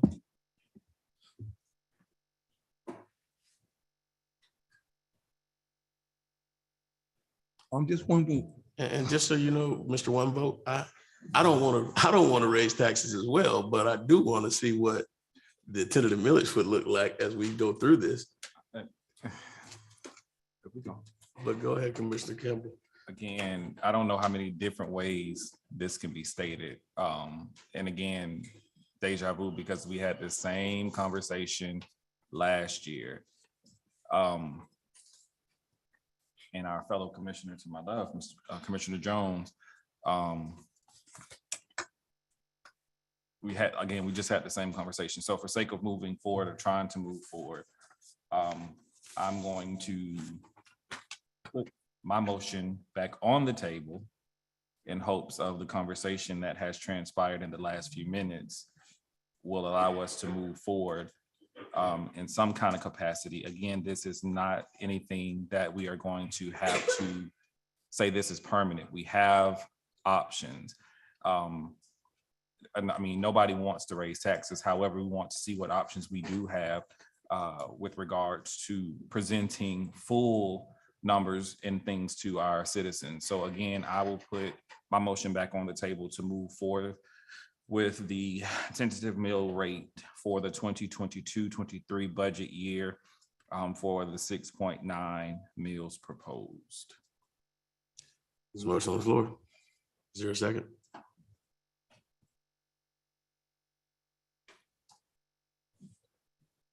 Seeing no second. Just Motion. don't bring this back before us again, 'cause Motion we not going dies. anywhere. So is there another motion? It's not another motion. If it does not pass tonight, we have to call a special called meeting because this has to be adopted before August 4th. My question, can it not stay at 6.4? I'm not at liberty to answer that. That's your Well, asking the decision. Question, because they're saying that, well, if we don't adopt anything tonight, then we can't figure out what the proposed millage rate. My question is, if it stays flat, can they not do what need to be done still? That's my question. Can we not get a tentative if we keep it flat? You would have a tentative proposed millage, yes. if you Okay, that's what voted on we that. just need. That would be your maximum. Right, I understand that. I just need the audience to know and understand. I think they understand. And I think they understand also that we can accept what's been proposed and still keep it what we currently have it as. We have people here to vote, so let's just go down to vote. So let me. But we haven't got let a me- second. Let me do that. Let me do that part. So. Again, we've gone through discussion. Is there any additional discussion before I entertain another motion? Commissioner Jones, you're the only person who hasn't made a motion.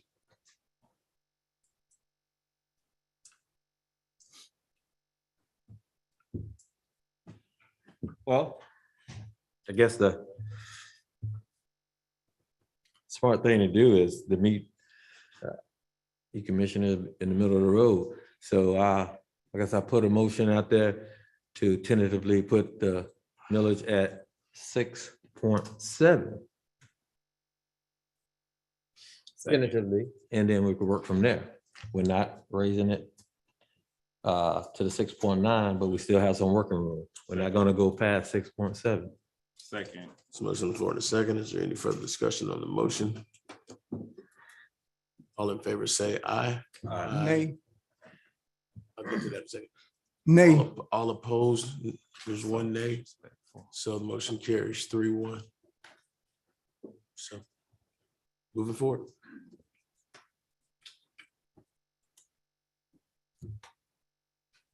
In the resolution. So the resolution, does it currently read 6.7? It just has, the resolution, 6.9? resolution just has to be amended based upon what was passed. So we can, you can direct staff just amend the regular. She does it anyway based upon what's voted on, and then I'll sign off on it from there. And then we bring it back. Then it comes back again, and at that time, the commission has the option to adopt the final millage rate.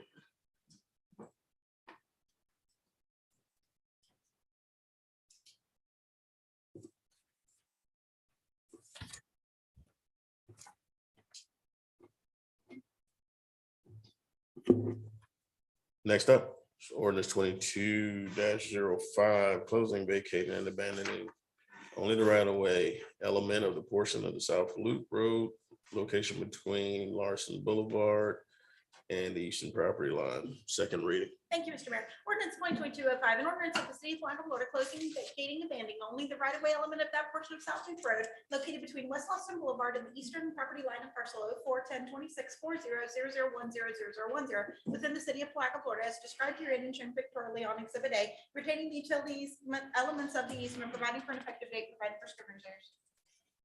So move. Some motion on the floor by Commissioner Borum. Is there a second? I'll take one of the two of you to my right to say second for this thing to move. Is there a second?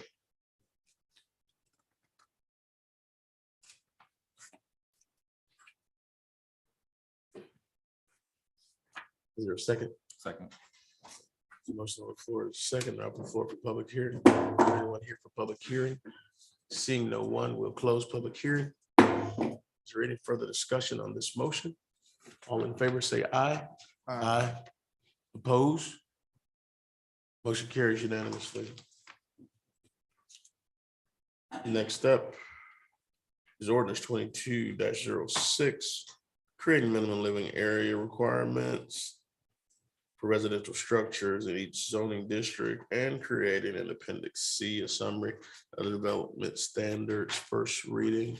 Ms. Wall, go ahead. Caption. Thank you, Mr. Mayor. Ordinance 2022-06, an ordinance of the city of Palatka, Florida, amending the municipal code by amending section 94-2 to add definition of a minimum living area, 94-141 R1A, single family residential district, 94-142 R1A, single family residential district, 94-143 R1, single family district, 94-144 R2, two family residential district, 94-145 R3, multiple family residential district, 94-146 R4, mobile home, conventional home residential district, 94-147 C1A, neighborhood commercial district, 94-148 C1, general commercial district, 94-149 C2, intensive commercial district, 94-150 C3, central commercial district, 94-151 M1, light industrial district, 94-152 ROS, recreation open space district, 94-153 PBG1, build public buildings and grounds district, 94-154 PBG2, other public facilities district, 94-155 conservation district, 94-156 HD historic district, 94-157 PUD planned unit development district, 94-158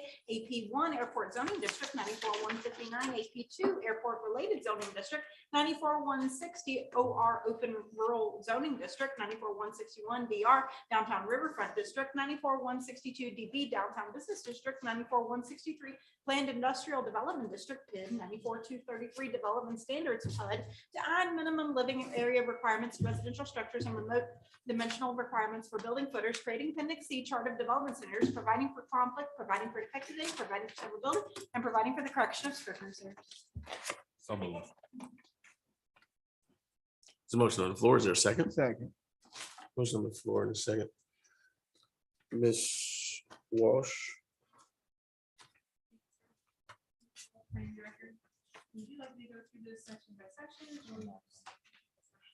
Swash your mic. I'd like a summary. Are there any specific questions? Then you can come back and address those. I've got a few speaker cards as it relates to where we are. Okay. Essentially, every district permits some sort of residential development within it, whether it's an actual dwelling unit for a family or single person, or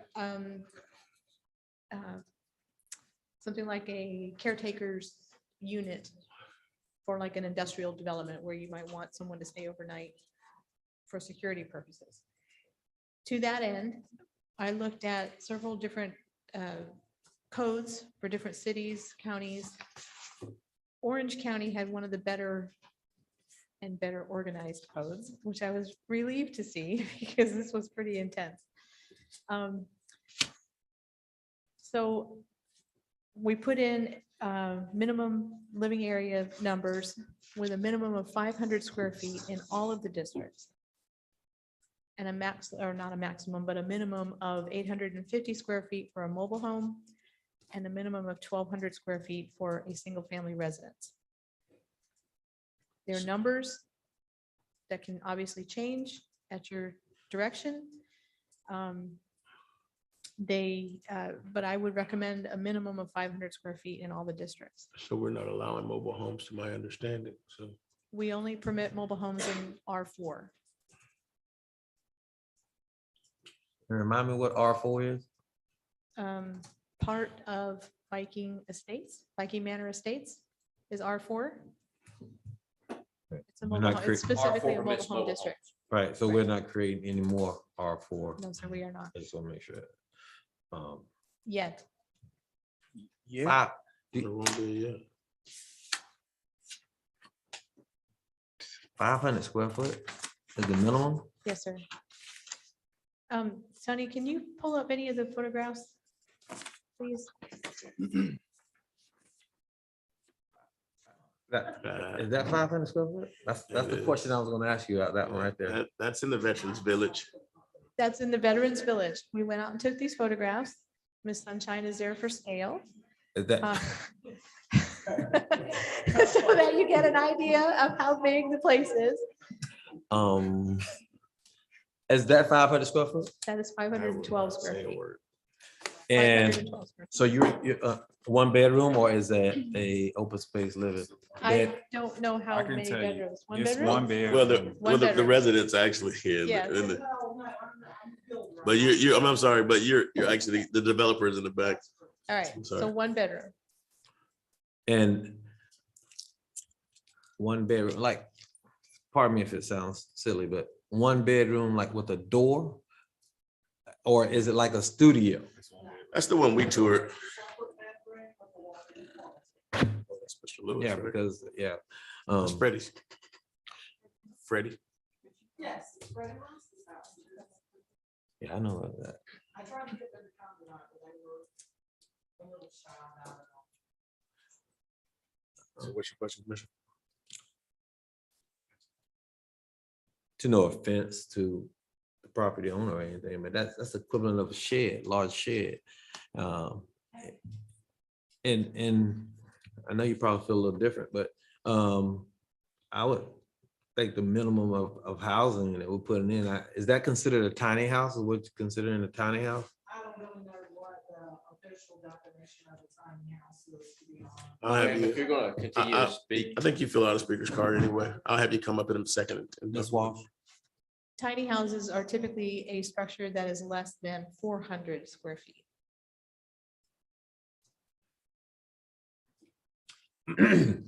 so in what districts is a 500 square foot minimum allowed? You had your chart up there a minute ago. Can you go All back of to it? them, So all throughout the county, the city. all All of of them, them? because, I thought- yes, all of them. Oh, I thought you said in For all R1. of them for, hold on. Each district will permit something like a caretaker's cottage or an accessory dwelling unit or a single family residential. So where they've specified that those smaller units were permitted, it's a minimum of 500 square feet. If you can have an accessory dwelling unit and a single family residence, those are differentiated so that a single family residence is 1,200 square feet. So you could have a 1,200 square foot residence and a 500 square foot accessory dwelling unit.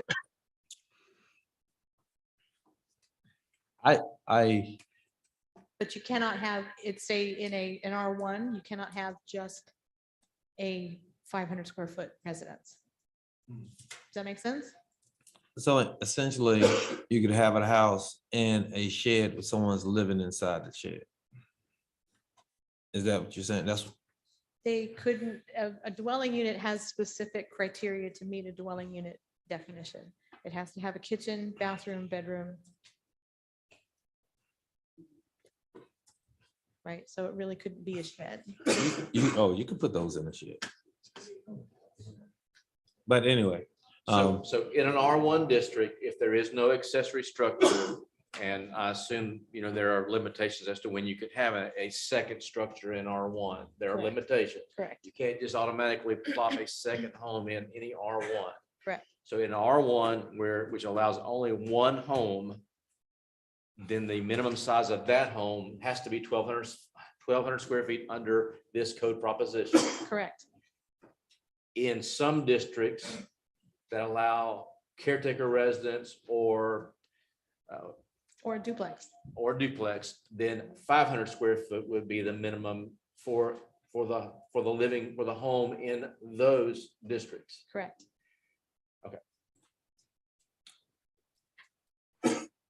I'm not advocating any number, Commissioner. I'm just trying I to get it. clarify. Yeah, because I need to be able to visualize what we're talking about. And yeah, and that's what I'm saying. All over the city, they're popping up. And I don't particularly agree with the tiny houses. Maybe like that Veterans Village, that may be appropriate. But even with that, you have veterans that are that are utilizing their housing vouchers to live in something that small. I think they deserve something a lot larger and nicer than that. That's my personal opinion, and I would like to see our veterans taken care of, not their benefits going to something that small and of a lot and as living space. And then we talk about 1,200 square foot as a minimum. That's also price some people out with the square footage and how much it costs now to build. You know, I know of some areas that have 900 square foot and have 2 bedrooms in the 900 square foot. So that would be more, I would lean more towards lowering that minimum than raising it 1,200 square foot. But that's, again, I just wanted to say that on this end. And Commissioner, we received a lot of comments to that effect Yes. after the meeting. And as a matter of fact, I had discussion. I'm sorry. But we received a lot of comments to that effect. Appreciate it. Yeah, I just wanted to, that's my piece I want to say. Commissioners, I'd also like to tell you that there is a provision in each section that all new construction must be on a continuous concrete poured footer. One of the changes that I had to make to that provision was removing a specific dimension for the footer because we have, we referenced the Florida Building Code for that, but all of the districts still have that continuous poured footer. So there couldn't be a shed like what you're perhaps envisioning without a concrete poured footer. I hate to bust your bubble, but have you driven around the city lately? I have, sir, and we could use some more code enforcement. Yeah. So. I said, Any other comments from the commission? Well, yes, I'm just amenable to more of a, you know, anywhere between 800 to, you know, 900. You set it up too high, 1,200, like Commissioner Jones was saying, you know, you price some people out. You get too small, it's just not functional. And, so I think somewhere in the middle, 800, 900 square feet. For a single family residence? Yeah, I mean, I think that'll be amenable. It's livable and function. And the only other clarification I'll ask for when we discuss this is, are we talking heated and cool, or are we talking entire footprint? Let me take the comments and then we'll come back to it and then let the commission wrap up so we can get some additional direction. Ms. Johnson, you want to come forward? We'll let you start the conversation off. As you come forward, give your name and address for the record. Sure. I'm Micah Johnson. My address is 205 Higgins Street, Palatka. I'm here on behalf of my business, which is Putnam Habitat for Humanity. I am the executive director. And I just wanted to kind of reiterate, thank you, Commissioner Baroom, and say that the 1,200 square foot is too high for Palatka area. We have been building in Putnam County for about 20 years. And primarily in the city, but we've built over 50 homes. And our traditional 3-1 is 1,043 square foot. And then our traditional 4-2 is 1,223 square foot. And just as a side note, 2 of our 4-2s have sold in 2021. One sold for $174,000 on Westover Drive. The other one also sold in 2021, and it went for $155,000. So we had somewhere probably between 40 and 60,000 in these builds with all of our volunteer labor and that kind of stuff. So y'all know that the market is high right now. Our people are struggling. We are literally in a housing crisis, and we don't need to be making it harder for people. I pulled up on Data USA, the median household income in the city of Palatka in 2019 is $26,881. So I think we need to, you know, just be aware of our restraints with people's income and the housing situation. I get calls daily, sometimes 3 in a day. People are struggling. They're looking for some place to live. A lot of these rental homes have been sold because the market is so high, and they can't find anywhere to live, even if they could afford it. But rents are going between $800 and $1,200 a month. I was told today by somebody in Interlochen that the trailers in Interlochen, the older trailers, are going for $800 a month. So I just don't want it to be harder for people to obtain their dream of owning a home. That was cool that you featured one of my tiny houses. But we do have the Veterans Village project. I know all of y'all are aware of it. And Mr. Jones, I would welcome you to come take a tour of one because they are very nice, even though it's about 550 square foot with the front porch. They are very nice. They're handicap accessible. We have built them for people to be able to age in place. So they have the wider doors if at some point they need a wheelchair. The bathroom's very large. It has a nice turnaround. We have grab bars in there. There's a nice little walk-in closet. They are very nice and they are very affordable. We are cranking up for our third build right now. The slab is poured. And we have a GP crew coming this Saturday to help us with the framing. It's a 2-bedroom. It's our first 2-bedroom, and it's a little over 900 square foot. But we always send out invitations. I know some of y'all have been. We just had the groundbreaking, but whenever we have the dedication, I would encourage you all to come. Always send out an email. We'd love to have you come see what we're doing. It's awesome. And you know, the difference that it makes in these people's lives is phenomenal. The Lewises were living in a wooden home on the north side that his dad built, and I think he's around 80. So it was built in the early 1900s. It's a wood frame house. It was literally falling down around them. They could only occupy the front house part of the house because it was so dangerous to go in the back part. And then the other gentleman that's in our other 1-bedroom, he had been living with friends for a very long time because his mobile home needed to be condemned. So, you know, housing makes a difference for people. And whenever they can free up a little bit of their income, because as you know, it's a lot cheaper to purchase a house than it is to rent it. When they can free up that extra income, it really makes a difference in their quality of life. And then they have the money to spend on other commodities, which helps everybody in the economy. So I'm really glad that y'all are on board with that 1,200 being too high, because I don't think that's what's best for our community. Thank you for your time. Before you leave, Mhm. could I ask a question? Mayor, with Habitat, do you guys help repair homes? We do. In fact, our home repair program is bigger than our new construction program just because of funding restraints. But we do about 60 critical and emergency home repairs every year. It's a grant. If they were low income and they are the homeowner, we can go up to $1,000, but we try to keep it more in the $300 to $500 range so that we can help more people. But it has to be critical. It's no kind of aesthetic beautification stuff. It's your septic's out, your well's out, your roof is leaking. They have to be critical, or you know, you're getting mold from the roof leak, that kind of, or your floor is rotten. It's got to be something that's critical and emergency, and you know, depends on the health of the person. Okay. So yeah, if you know anybody, send them our way. So I don't, not to talk about any individual person, but scenario or situation. So if a person was in a house with the conditions that you spoke of, and it was a 1,500 square foot house, Mhm.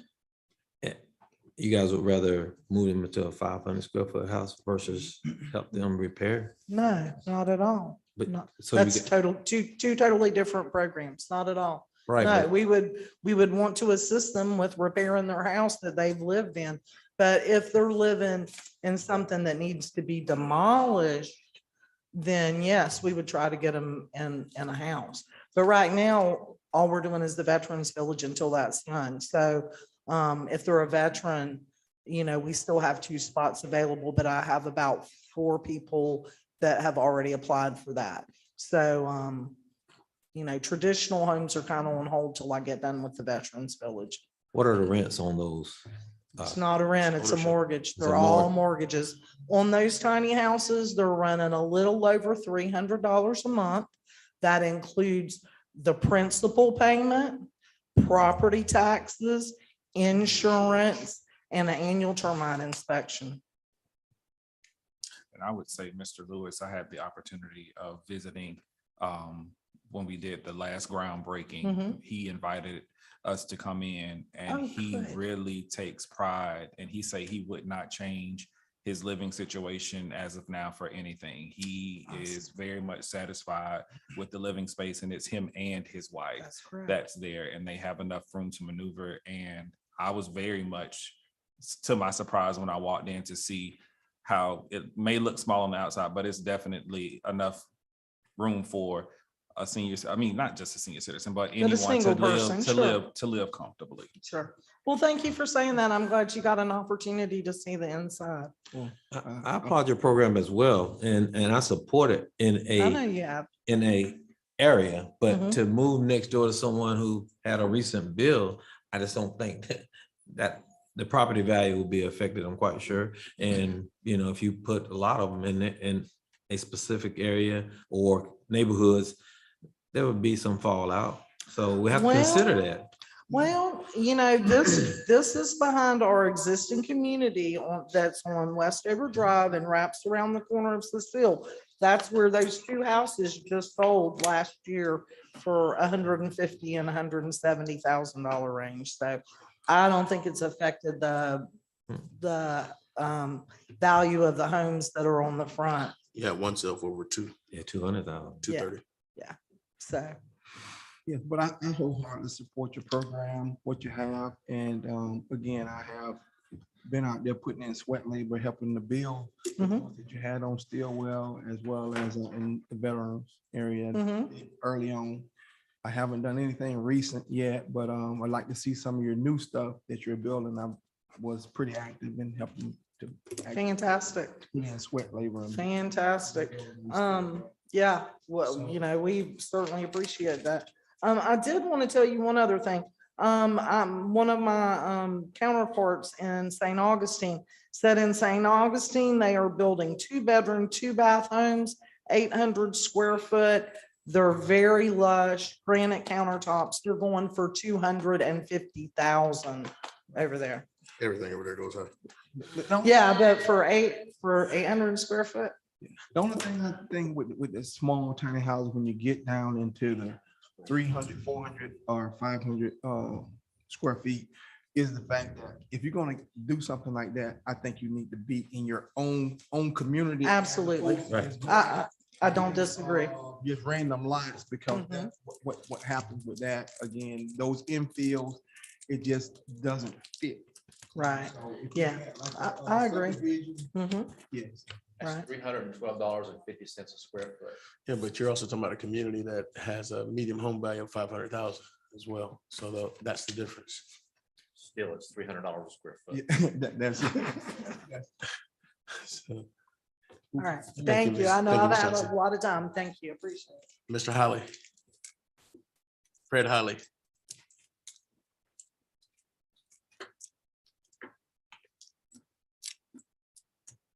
Good afternoon, I'm Fred Holly. Want to hear about the pool they've been talking about. We're not talking about the pool right now. We're talking about houses. The We're pool talking is, about houses. the pool is off the agenda. So I knew it. the pool, Mr. Holly, Dollar. the pool is a done deal. Yeah, it's not, they're not asking nobody, that's been pulled off the agenda. There's no request for the pool anymore. Yes, sir. So there's no request for the pool anymore. We appreciate you. Ms. Kitchen.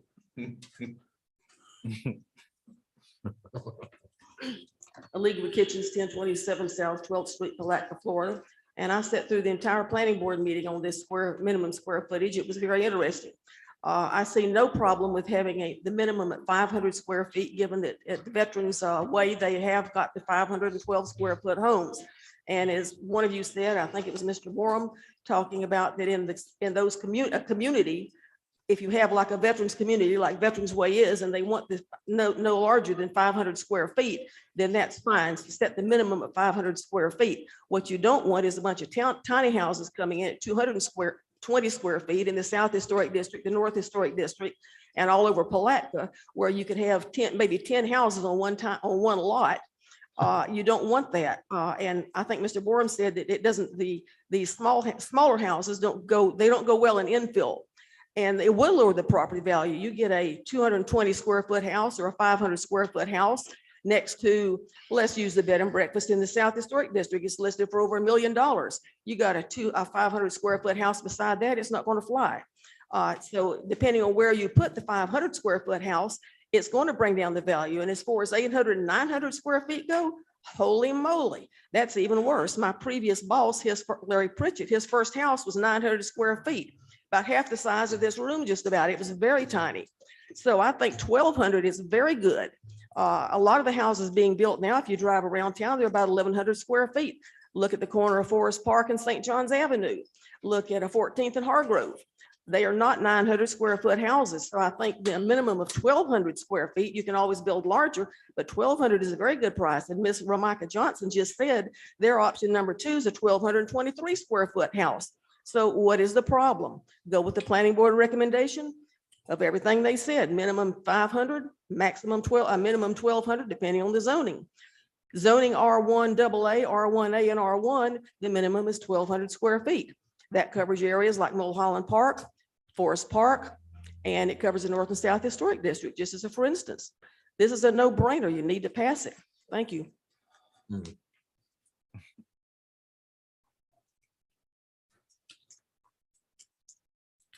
Norwood. James Norwood, 2017 Pharmacy Terrace here in Palatka. Affordable housing, is different for everybody. What I can afford, and what somebody else can afford, might be quite different. So I guess, and the thing that I think that we have to keep that in mind, first of all, is that what I'm comfortable with and what I can afford maybe something totally different from what anybody else could afford as well. But also, just want to make sure that when we do build these houses or whatnot, just build them in communities where the house is comparable to the community that it's in as well.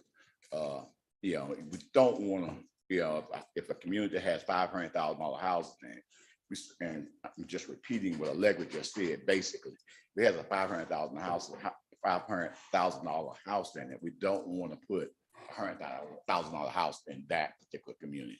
And I know we're looking at square footage and all as well, and that's going to really affect that particular community if we end up doing that.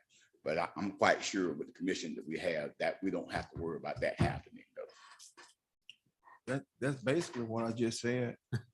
What you guys just said, in terms of houses being comfortable in those areas. And like I said, if you're gonna build a small, you want to have a small 500, 600 square foot house, have a community of those as opposed to trying to go and get into the different infills, which most of the time it is not comparable size. So that's basically what I said.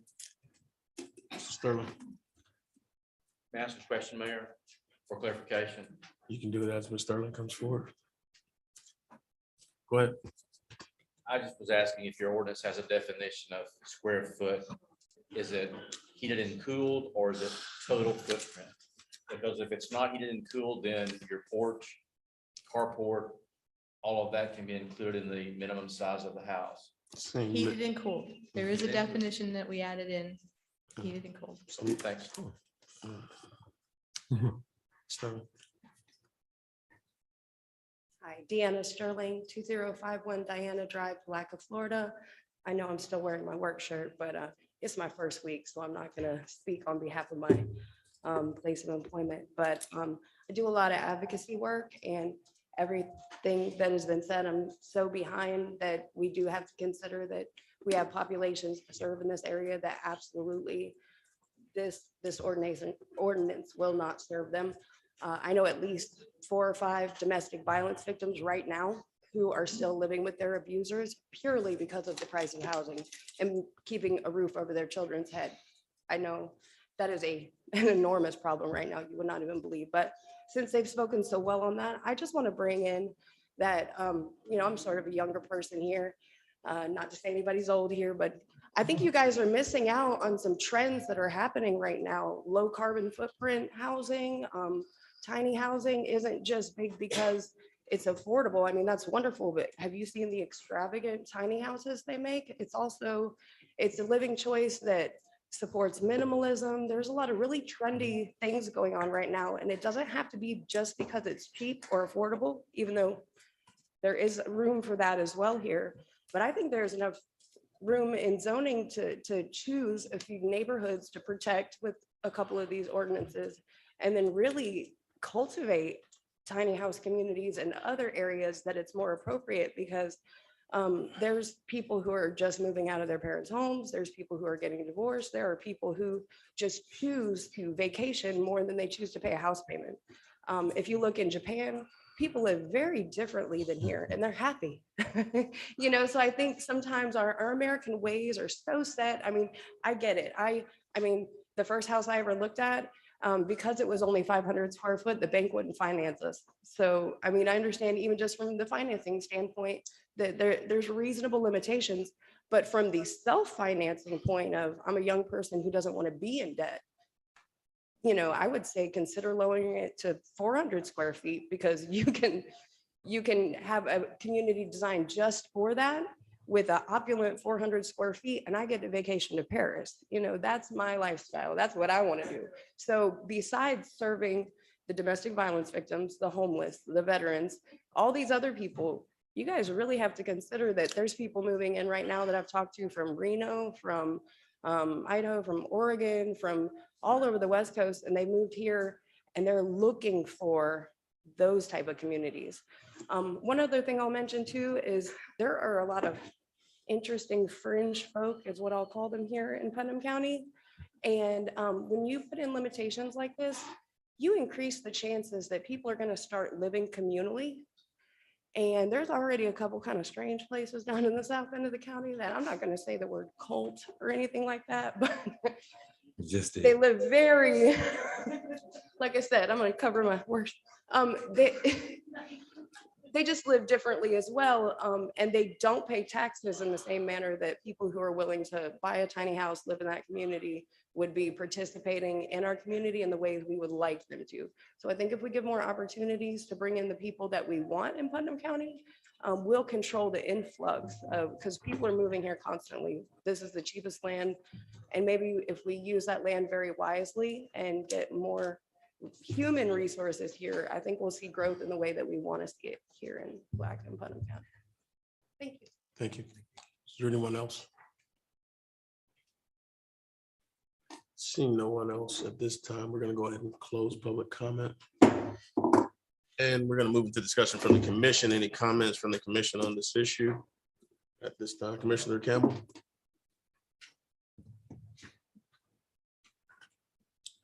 Come back to me if possible. Commissioner Jones? Contrary to, I appreciate your comments, Ms. Kitchen, but contrary to them, you know, the planning board, they give us recommendations, and I personally appreciate them in the time that they spend.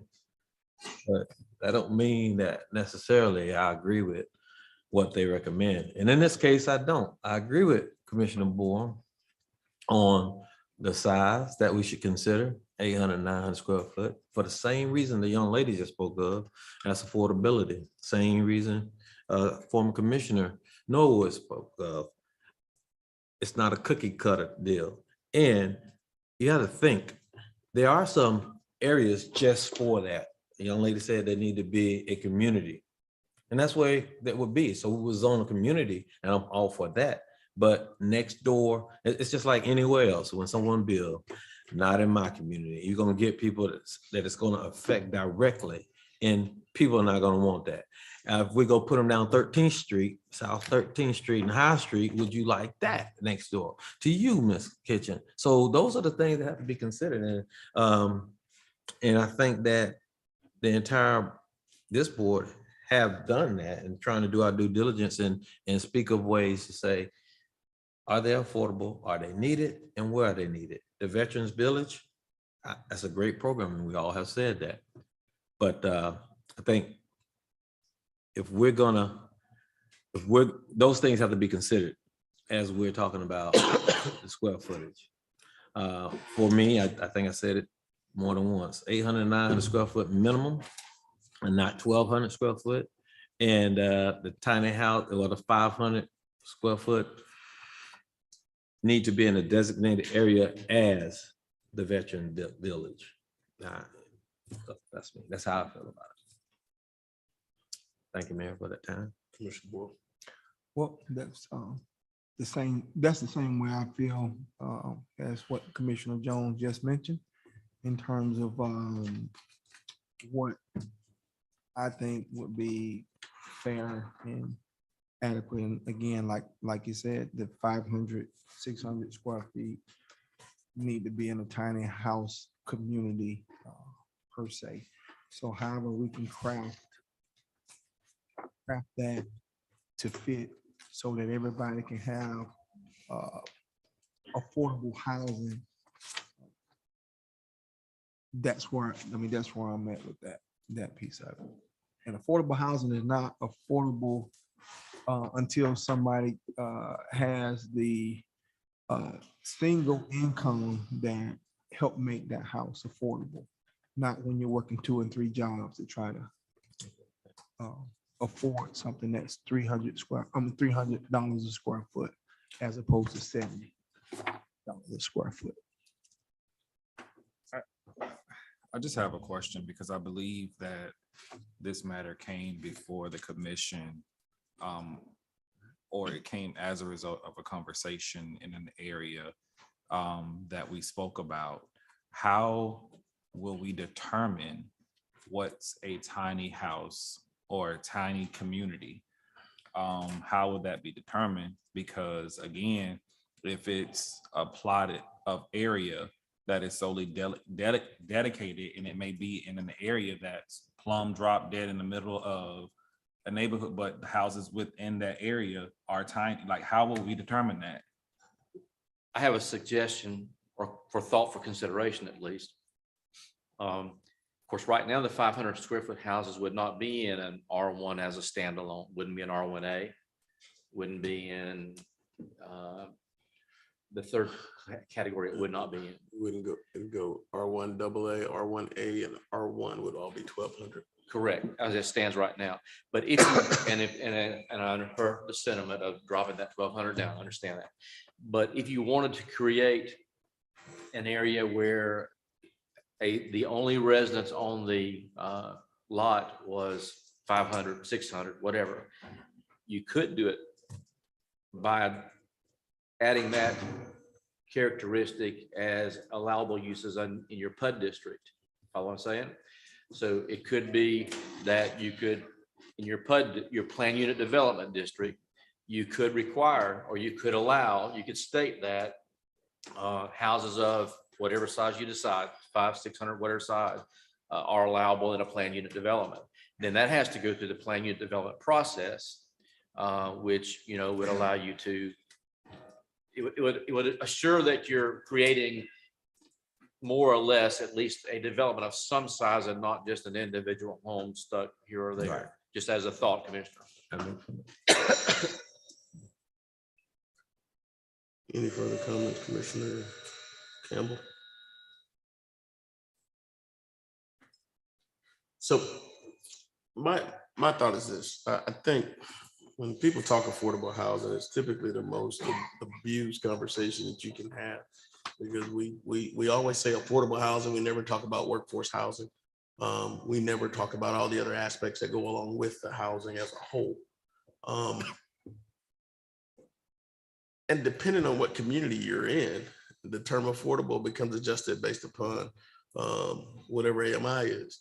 And so all of those variables begin to change the entire concept. So in Putnam County, we're talking less than $30,000 for a household income for a single individual. In St. Johns County, it's more around 50,000. And so when you look at the percentages of where we are to be in low and moderate income or be very low income, that all those dynamics start to change. What we want to do is be able to put something in place which will allow individuals who may not necessarily be able to afford a $200,000 home to be able to be a homeowner and get some relief as it relates to them renting property or doing some of these other things and be put into a more efficient property. The other part of it is you want to make sure there's safeguards for people who've made more significant investments so that they don't find themselves in situations where those investments become lessened based upon what's in place. The reality is government makes its money off of ad valorem taxes. And so there has to be some consciousness for how taxable values are calculated and what impacts are going to be in place based upon the homes that are there. I wholeheartedly believe that well, before we even get into that, the other piece of this thing with Palatka that you have to understand is the way we are zoned based upon the current comp plan, it's random. Because you can go almost through the entire north side and it's R3. When the reality of it is most of it should be R1. And so what was the reality of that being in place? And it looks as though that concept came about because you had a significant amount of public housing in formerly residential areas. And those areas at one time had houses that were about 800 to 1,000 square feet. Right. And so we changed and went to R3 in those areas. So now you got a density of 18 homes per acre. But the reality of it is it's a single home community. And so it doesn't really, there's no rhyme or reason as to why it's R3 versus R1 or R1 AA. And so I think when you look at that, when you look at those zonings, it allows you to be able to bring in 500 square feet based upon what the recommendations are as the minimum in those areas. But there may be a house that's 2 doors down that's still zone R1 because that's what it was traditionally. And that house now wouldn't allow anything but a 1,200 square foot minimum to be put in place. There is no consistency in those areas. And that's where my concerns with the way the chart is set up becomes the biggest issue. I wholeheartedly agree that 1,200 is too high for what we're doing from a living area standpoint. It needs to be more in line with what you have in your R4, which is about 850. So between around 850 gives you the ability to be able to have a comfortable 2-bedroom home, which will allow an individual to have a 2-bedroom, 2-bath, or 2-bedroom, 1-bath, 1.5 bath, whatever it may be, home, which allows for modest living and affordability, which gets a person into something that may be less than $100,000, something that they can actually begin to have some health savings and not have to make a choice between whether they pay for rent or they pay for medicine. And those are the pieces that we have to understand. But I do have some concerns with some of the other categories as we go further down the list. And some of it seems to be, well, I know there's a lot of thought put into it. It also seems to be kind of arbitrary. You know, when we look at where we are on the central commercial side and some of these other areas, we begin to change the numbers that we have in place. The reality is we've been silent for a long time as it relates to square footage and what's in place, and people have had the ability to put whatever they want on their property. We're now hit with the reality that we could end up with a house that's no bigger than a single car garage put into place, and we could find it to be the equivalent of tent towns in certain areas, which could lead to additional problems. You know, in the perfect world, they would be high end, and it would bring in people who would add to the body as a whole. But the reality is that we could find that could be a system of abuse based upon where we are. So I believe that reducing 1,200 based upon the formulas that we have in place to 850 puts us in a position where we can put people in an affordable place with at least a 2-bedroom home as it relates to our R1 areas. But I do think that we need to also look at keeping the 1,200 square foot minimums in areas like the historic districts where we've seen the larger homes that go anywhere from 1,200 or so square feet to 4,000 or 5,000 square feet, depending on what's in place.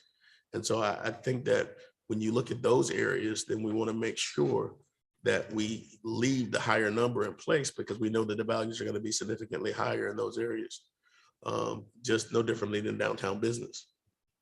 And so we don't have many residential components in downtown business right now at all.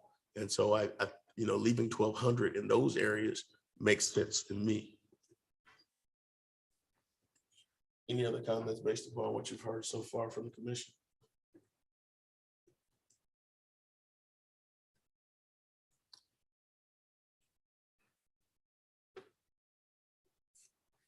I just think overall that the real conversation comes when you look at R1A, R1AA, and R1 and R2.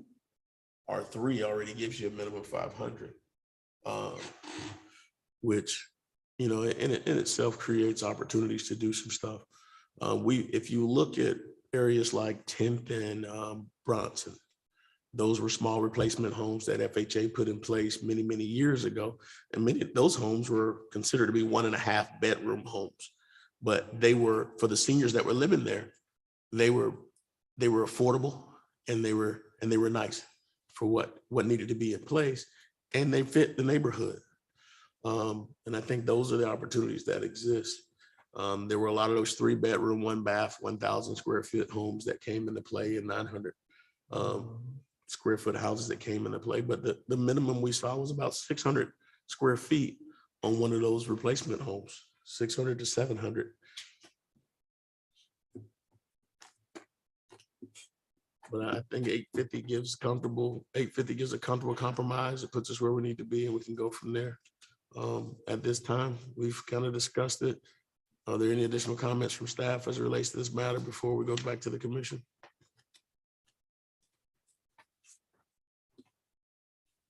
If not, I'll entertain a motion.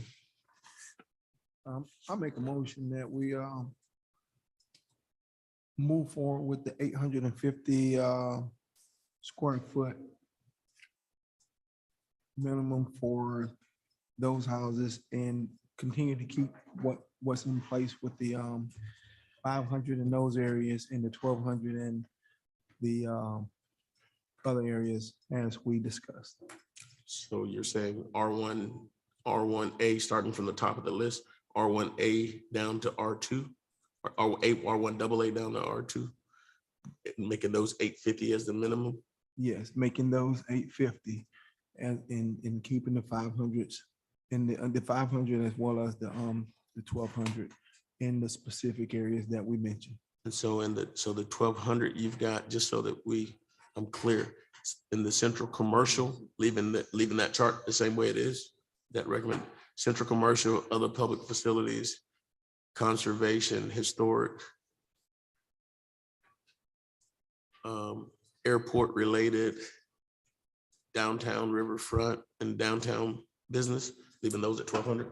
Yes. Okay. So we've got a motion on the floor to reduce R1AA, R1A, and R1 to 850 as the minimum square footage, leaving the others just as they are recommended from coming from the planning board. And what about the R3, 2, 4? So we're not addressing that. And R2, 2.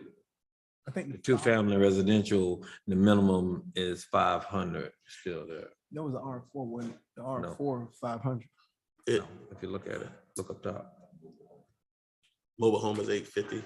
Mobile home in R4 is 850. The duplex is or 500. Go ahead. Mr. Welch. R2 paragraph, parentheses, The next 2 two. and 4.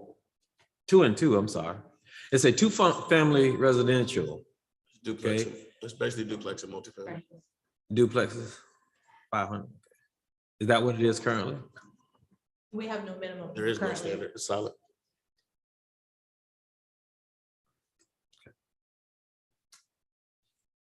Okay, I'm cool with that. But, Sir, much of much of the historic districts are R1, right. but we do have a separate category For for historic, historic district, right. 1,200. So I could put a note in there just to. Is that That- kind of that- biased position, you don't think? You know, For the historic district? huh? You mean for the historic district? No, yeah, we're talking about some areas of town. I mean, it's 1,200 and some areas are 850. But it goes by zoning district. Right. In the historic district, those homes are typically much larger. Right. So I think a 1,000, 1,200 square foot minimum would be So like that young lady, appropriate. I know this probably not gonna make a lot of sense to everybody. Like that young lady said, she moved here, she's younger and she's trying to make her footprint here in Palatka. She maybe is not as wealthy as her grandparents that was able to build this big house. She can't keep it up. So she go, well, I need to probably get rid of this house and build me. I got the land, but I want to build a smaller house on this land. So we just pigeonholed her. It got to be at least 1,200 square foot. Well, if she's in the historic district, she's gonna take act of Congress to Right, tear it and down I anyway. mean, I'm just, well, you know, I'm just. Again, most of the residential land in the city is an R1 designation of some sort, R1, R1 AA. I think that would permit you an 850 square foot house under what you're proposing, In the historic, south of historic. not in the historic district. But even in the historic district, some of the bungalow houses are gonna be 1,100, 1,200 square feet. and They're the smaller homes. Right. Right. And this is for new construction. What's there is already there. Right. So I'm fine with that. But what I would like to do is define, if like the city manager said, if we're gonna do a PUD unit, only how that 500 square foot will exist is either in areas that we designated so far, like the Veterans Village, and anything else actually have to come to be approved Correct. by us. Correct. And I'm okay with that. As another factoid, just for your information, all of the single family residential houses that have come in for permits this year in the last 7 months have been an average of 1,714 square feet. Yeah, we don't have any impact fees. I would do the same. Think about it. And by the way, when do we come back to that? I guess I'll ask you that in the business side. I'll ask you back. That's when it's not, when it's on the agenda. Or at the end of the meeting. Let's get through this. But yeah, I second. Did you put a motion on the floor? There's a motion on the floor. I second.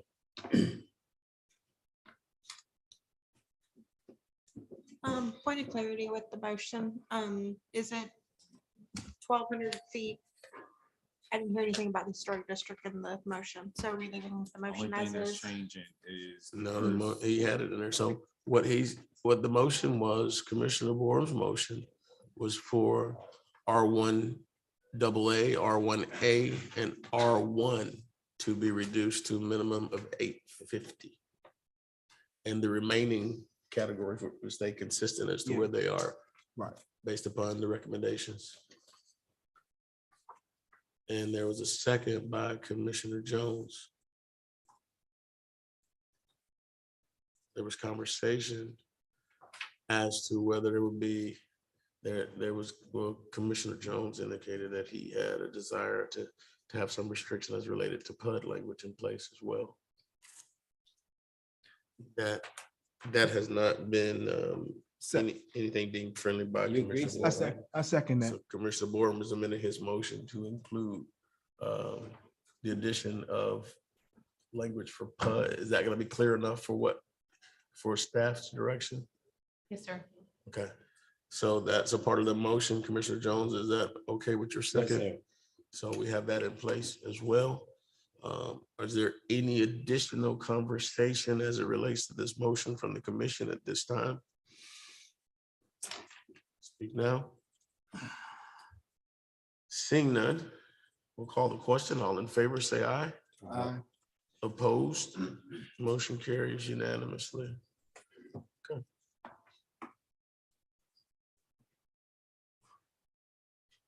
Thank you, Ms. Walsh.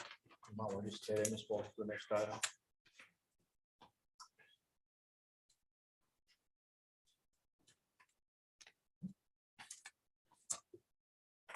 Item number, emergency, we're taking this as an emergency item, adopt resolution 2022 R129, authorizing the mayor and interim city manager executing a test and amended interlocal agreement between Putnam County and the city of Palatka for administration, permitting, inspections, enforcement as required under the Florida Building Code as amended. So just for the record, Mr. Holmes, tell us why this motion has to be taken as an emergency item. Yes, sir.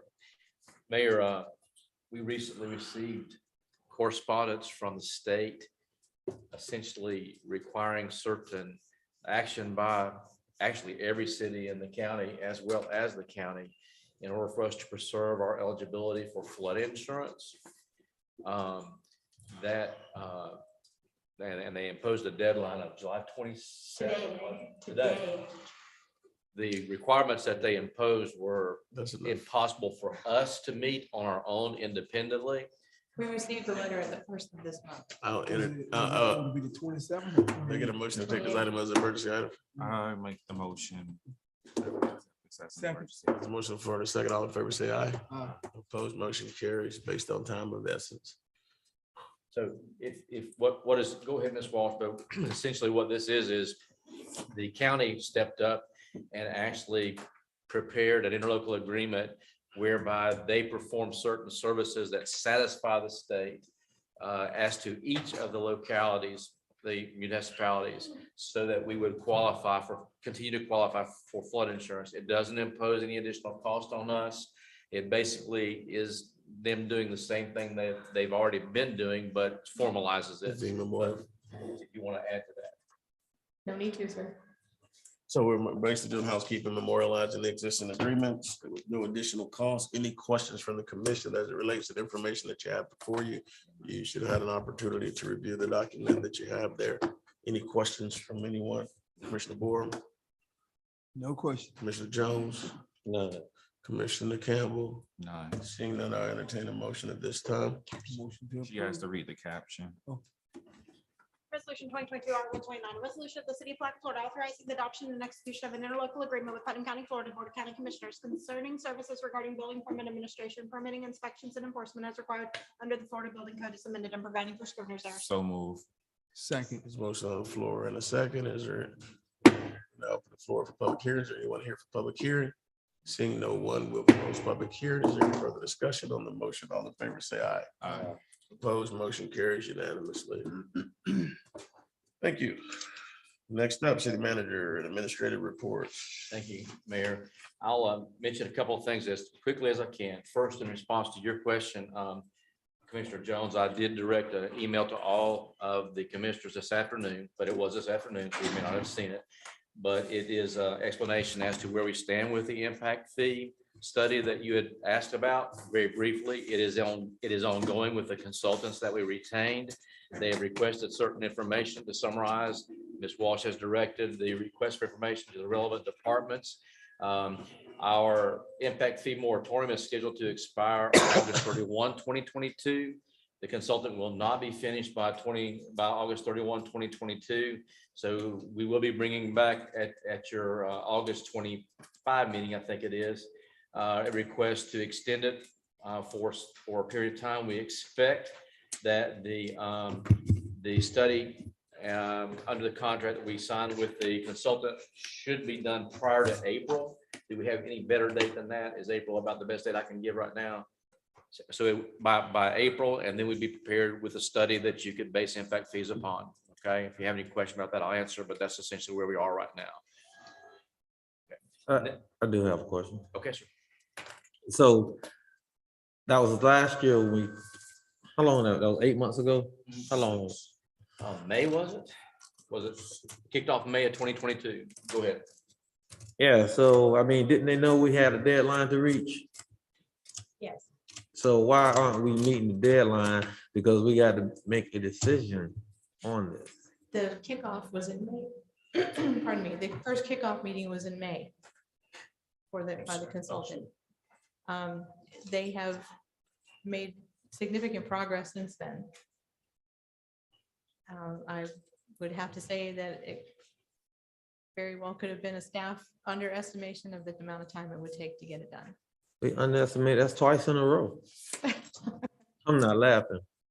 That's twice in a row, and I think this is very important, and you guys know it is. And on a matter like this, I think that we are we're failing just to try to get one thing done. And And this was important because we didn't meet the deadline when we know it was expiring before. We pushed it out knowing that we had this deadline. And I think it's unacceptable to me because something as important as impact fees with the amount of building that's going on, and then we're talking about now building, he's talking about all the requests to build that we are receiving. We're missing out, and I think we're failing taxpayers if we could have gotten impact fees that's affecting our service with the fire, police. Even if we weren't gonna do it, at least we would have known where we stood based upon this study. And you telling us we cannot move forward. It expires again. Can we move forward or not without this study? Attorney Thomas. No, sir, we can't move forward without the study. State statute that says that we need the study in order to move forward. So we entered into a contract with a consultant. We're not doing the work. However, in other words, and never was contemplated that staff would do the work. We entered into the contract with a consultant. We're timely in our payments with the consultant. The consultant has requested a lot of detailed information. I'm not certain that everyone understands how much activity is going on right now in Ms. Walton's department. I can tell you, and the one commissioner at least can attest to the fact that she's working weekends trying to keep up with the number of requests for zoning, permitting, site plan approval, on and on and on and on. And she can give you some idea of the numbers this year. So she's doing the best she can at getting the information that's being requested by them in order that they can formulate their study. And I don't know what else that we can do, to be honest with you. Well, I think we should have dedicated somebody just for that particular project. And I understand, I'm not saying she's slacking on her job, but this particular this project, we either needed somebody to be solely dedicated to these contractors to get that study done so we could actually do our job here, because we're failing to do our job as far as we moved it out, we didn't meet a deadline, this is the second deadline, and to say, well, we're trying. I think trying is not acceptable on something that important. And again, second deadline. It's not that we didn't know for the second time. We knew that we had to have this study done to move forward with the impact fees if we were going to go forward. And so what do we tell the public? That our vendor have failed us again, or are we failing? Pardon? What was your question? I say, what do we tell the public? We talked about impact fees. We knew it expired, the moratorium expired. So there was an extension. We extended it. Now the deadline is there again, and we don't have the study that was needed. So wasn't that a priority? It was. Isn't that the same as when the citizens ask us to fix the roads because they're flooding and we ordered that the roads be fixed and the roads don't get fixed fast enough and they come in here and complain about progress? No, it is. It is, but this is of vital importance when we start talking about money that we could have to go towards our emergency system. We ordered the study's being done, the study isn't complete. Well, Mayor, tell me, when do we again prioritize things? Well, you tell me how you take a two-person department. You got two people in a department. One person's a professional planner. I take them as excuses. The other person is new. So you tell me how that one person who is the subject matter expert in that area, how that one person can cover all that other stuff if she don't have enough help. We have made hires to help. I didn't say she has to do all that work. However, it's a priority to get all the documentation, whatever we needed to these folks. Everything. And again, I'm saying it, that's my piece, and that's, I guess, your rebuttal. But again, when are the expectations going to be set? Commissioner Jones, you have a valid point, but to Miss Lisa Walsh's credit, she's maxed out. She is. It's not at Ms. Walsh. It's not at Ms. Walsh. We paying a service is what I'm saying. So it's not directed at you But directly. she's the only one. I think she has to oversee that whole process. And she has been working late nights and weekends. I passed by and stopped on a Saturday. I see her working late night, but she is maxed out. So we're looking at trying to look at getting her another person to be able, because she's sometimes answering the phones. Among other things, those duties she don't need to be working on, but yet and still, she is making the ship run as best she can. And still, while, can you give some numbers on It's a the day-to-day operation. number of permits That's a day-to-day that operation. you've had since when you came in January, from June to December of 21, and from January to current, and you're gonna see the numbers. And if we're talking about economic development, she's putting things out as fast as she possibly can. I'm not making an excuse, because again, I'm with you. I would like to see the study get complete, and then we get the impact fee to work, to current. But at That the is same it. time, when you have limited staff and they're working like an octopus, she's maxed out, and I can attest to that. That is. Again, I would like to say, You already said it. I would like to say, I'm gonna say it again, that I'm not talking about Lisa Wash's job performance. I am talking about, we have a vendor that we set out RFP for in specific duty, and we haven't gotten it in. And so I am talking about the timely turnaround for things like that. So it is not at you. I know you work hard, at least I see every day. It's not at you. It's my expectation of what we ask for and why we don't get it on a timely fashion. That's what I'm saying. And I don't really need the entire commission to tell me how hard our staff is working, because I do know that, but it's still expectations should be set. Okay, yeah, let's move on, please. Yeah, any other comments No, as it pertains to this? Seeing none, next issue.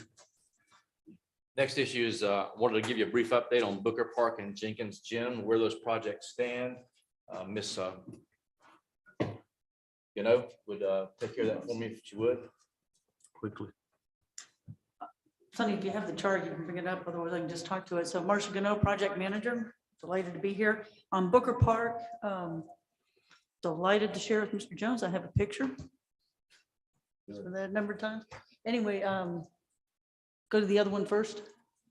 Okay, Booker Park, you can see on the left what we have completed, the backstops, the fences, the field lighting, the grass, the irrigation, pedestrian trail. That's the 8-foot trail that you see down there in the lower right-hand corner. On order are the foul poles and scoreboards. Those were ordered in July. It's an 8 to 12 week delivery time, so we're expecting those September to October. In process, we have to install a pedestrian gate where the trail now goes through, where it was a fence. The cantilever dugouts, we have finalizing the quotes on those. The restrooms you addressed earlier in the commission meeting today, installation, operation of scoreboards, foul poles, and then we're into the minor accessories, bases, pitcher mound, et cetera. And then we're ready to, I think sometime in the late fall, early spring, throw the first pitch. Okay, any questions, comments, concerns? What is the scheduled completion date on that? It's been going on a long time. See the foul poles and the scoreboards in and get them installed. We're moving forward. The pedestrian gate, we've gotten the quotes for that. That's going to be done local. Cantilever dugouts, we've gotten the 3 on those. They all were in the meet the requirements. There's actually one local vendor, somewhere around. So hopefully closer would be ideal. The restrooms, those are 12 weeks out. They approved it, but that's the portable restroom Yeah. facility that you approved on your consent agenda. Right. Installation and operation of the scoreboards, that is going to be done locally. So I don't, so I think the long pole is the restrooms and the scoreboards. The completion date, like what's the date of completion? What expected date of completion? go 3 months out for the receipt of those. Sonny, can you leave it up there, please? Yeah, just.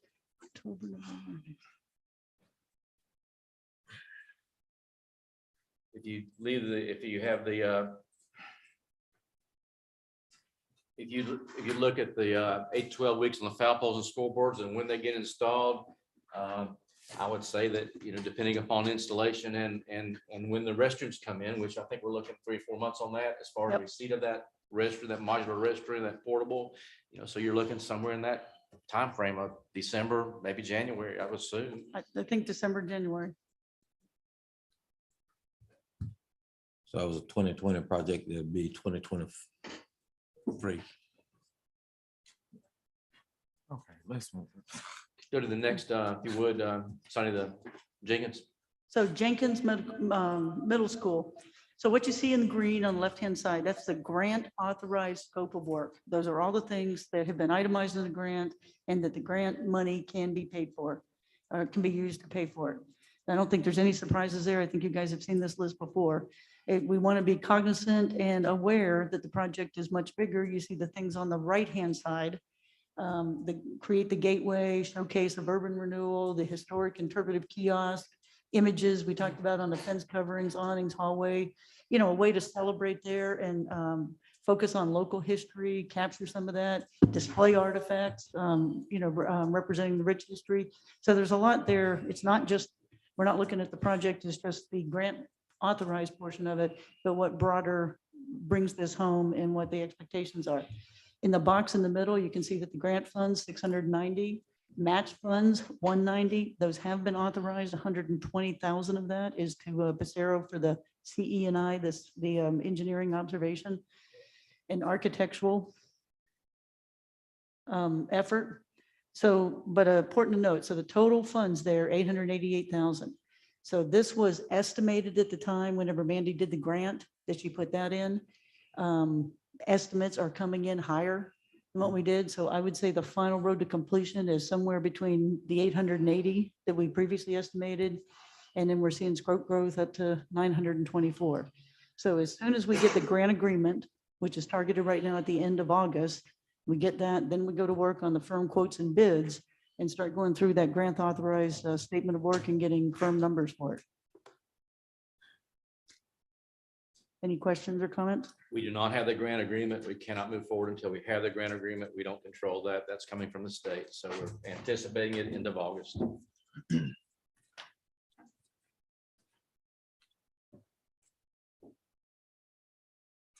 Questions? So that means, Commissioner, I will mention also that, as I think I may have said it in the past, but I've spoken with the county. I guess he's he's in charge of the building and zoning department now, as well as their building inspector. He has indicated he would authorize episodal use of the facility, i.e. for a week-long project or something of that nature on a temporary CO basis, but he won't authorize, you know, a wholesale beginning of use. So, and that's only because of the sprinkler system. that is primarily because of the sprinkler system, yes. So is there not, and I think, is there not an opportunity for us to move forward with the sprinkler system without having it go through that particular funding? Kill your match. You use the match for it, Mayor, is that what No, you I'm said? saying it's a part of the match. Yeah, it's For part the of grant. So you're gonna kill your match on your grant. That's the downside. The funds allocated included the sprinkler system and the roof. So the question is, can we move forward with installation of the sprinkler system in order to authorize conditional limited use of it? No, you can get conditional limited use right now without the sprinkler system, what I said. You can get a temporary CO on an episodal basis for like a week-long use. You can't just open it up and start using it on a regular basis, at least not until the sprinkler system is installed.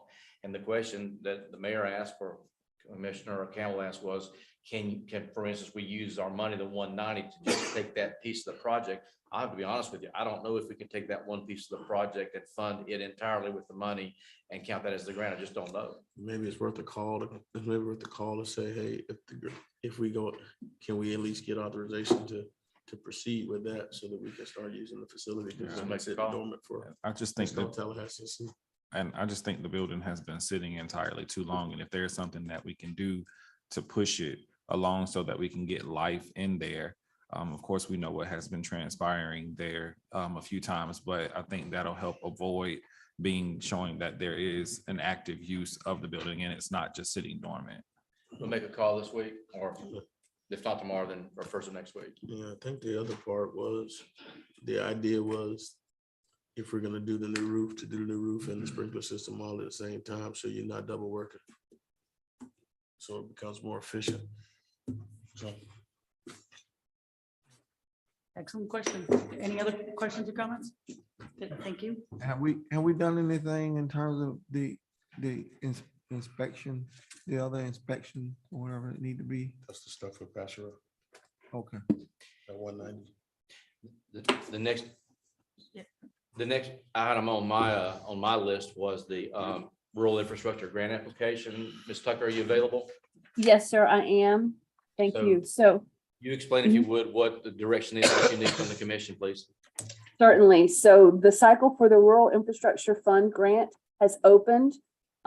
If everyone should have a handout that has 3 options. These options are listed out by staff in priority, taking scheduling, city match, and the need into consideration. So option 1 is the potable water lines along St. John's Avenue that includes the northern block towards Reed Street at the cross streets from Mosley to the railroad tracks. This is in anticipation of the reconstruction of St. John's Avenue that's going to happen through the FDOT grant from Mosley to the railroad tracks. Option 2 is the potable water lines along St. John's Avenue from Ziegler to Moody Road. This is another section of a reconstruction of St. John's Avenue that the county is doing. But right now, the water lines from Ziegler to Moody are not included in the county scope. So just for interruption, Mandy, for context, we have the opportunity to apply for a grant. There are 3 options as to what project we try to fund. What she's trying to explain to you is the 3 options in order that you can give us direction as to which option you wish us to pursue. Okay, so this was the first option. She's got an option 1. This would be the first option that we could pursue as a subject of a grant. Yes, thank you. And the grant project has to be for water, sewer, or broadband. They're limited to $300,000 right now. They are 50-50 matches. All 3 of these options could be phased to keep the phase down to 600,000 so that grant funding and city match funding would hopefully be equal at 300,000. The third option is the sanitary sewer collection system Okay, expansion. we just have 1 on the board. Can you put number 2 on the board, Sunny, please? Because she had I'm 1 sorry. option she described. Can you put option 2 up, please? Okay. Yeah, so option 2 is the water lines from Ziegler to Moody Road on St. John's Avenue. And then option 3, Sunny, please.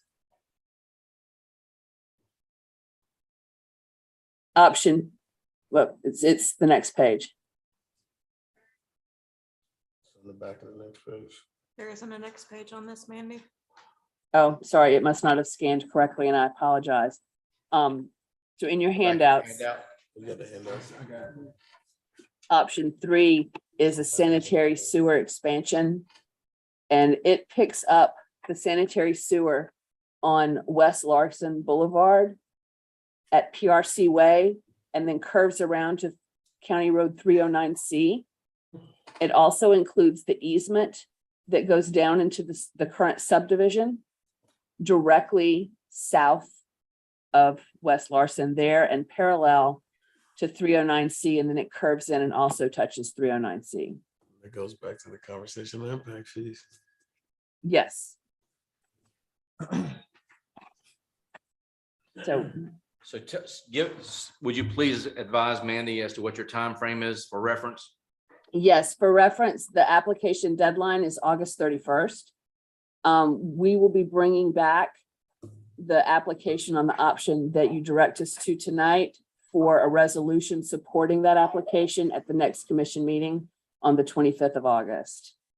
So we've already got some funding in place for these projects already, right? Yes, these And are so all this is- projects this that is- we knew. This would basically relieve the impacts that we've already put in place with SRF. if we were to get some Yes. grant appropriations.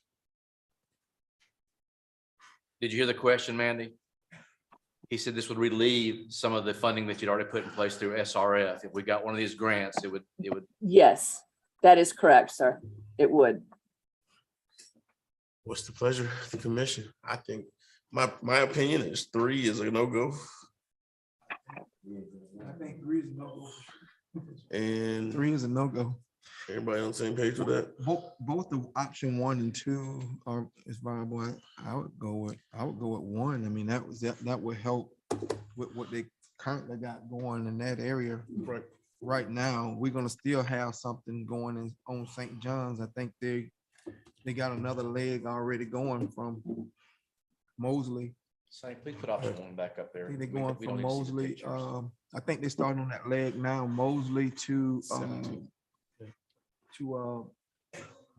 they're already going from Mosley to Top of the hill.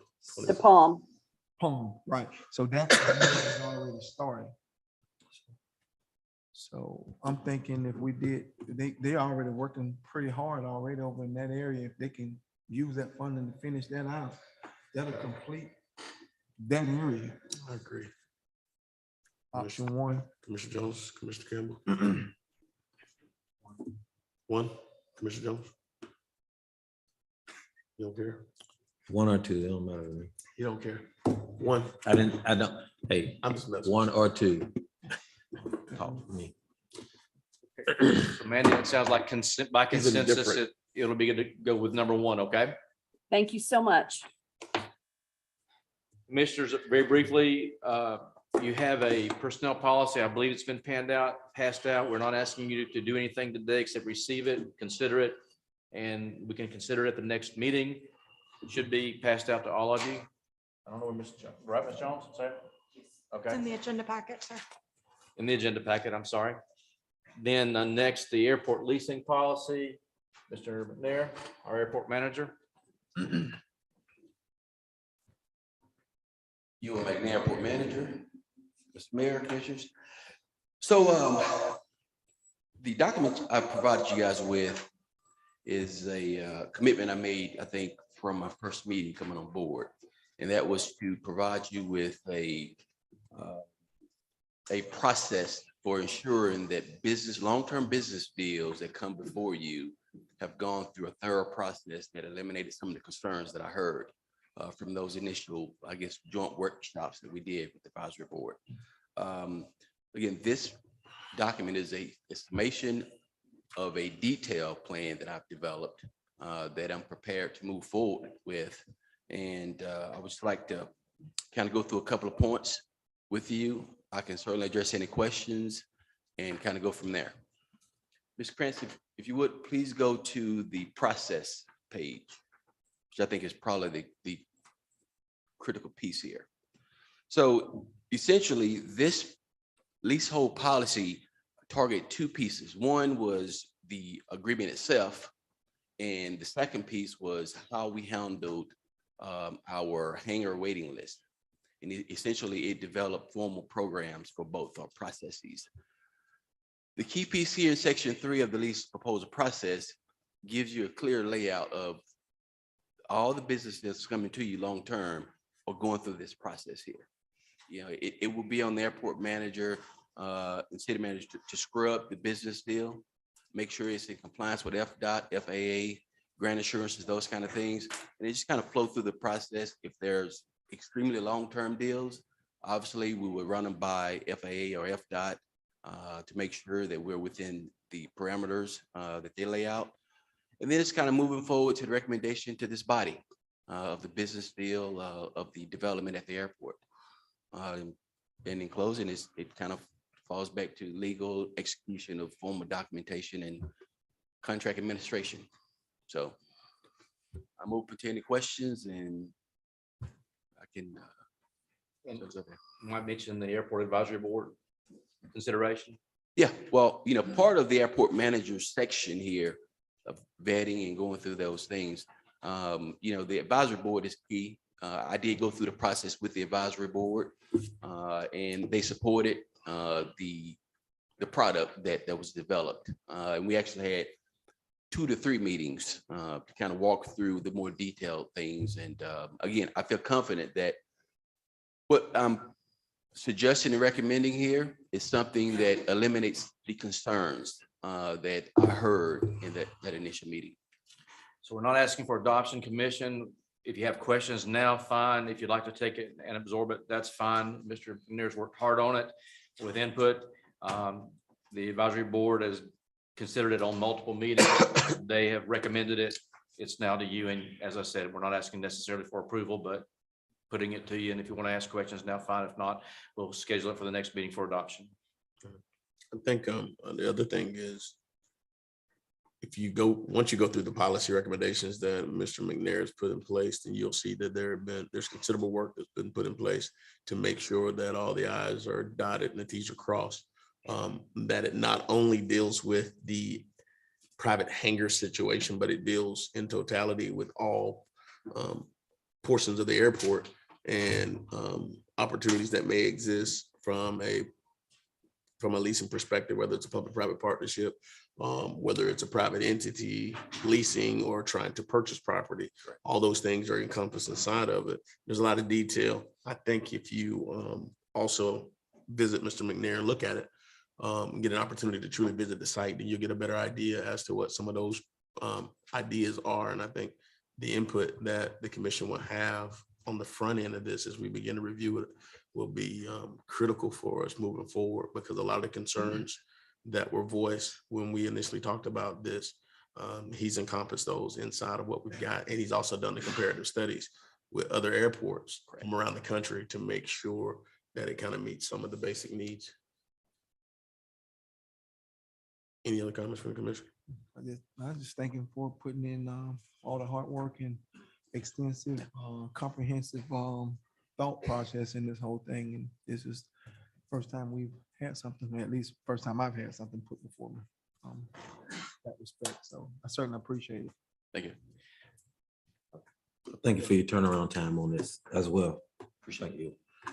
Nothing further than the last item I have is an item that you may want to consider tonight as an emergency item, or you may want a special meeting, but or you may not choose to address it. But I will tell you that pursuant to the sentiment from the commission, we have continued discussions and negotiations with the holder of the contract on the 511 St. John's Avenue property.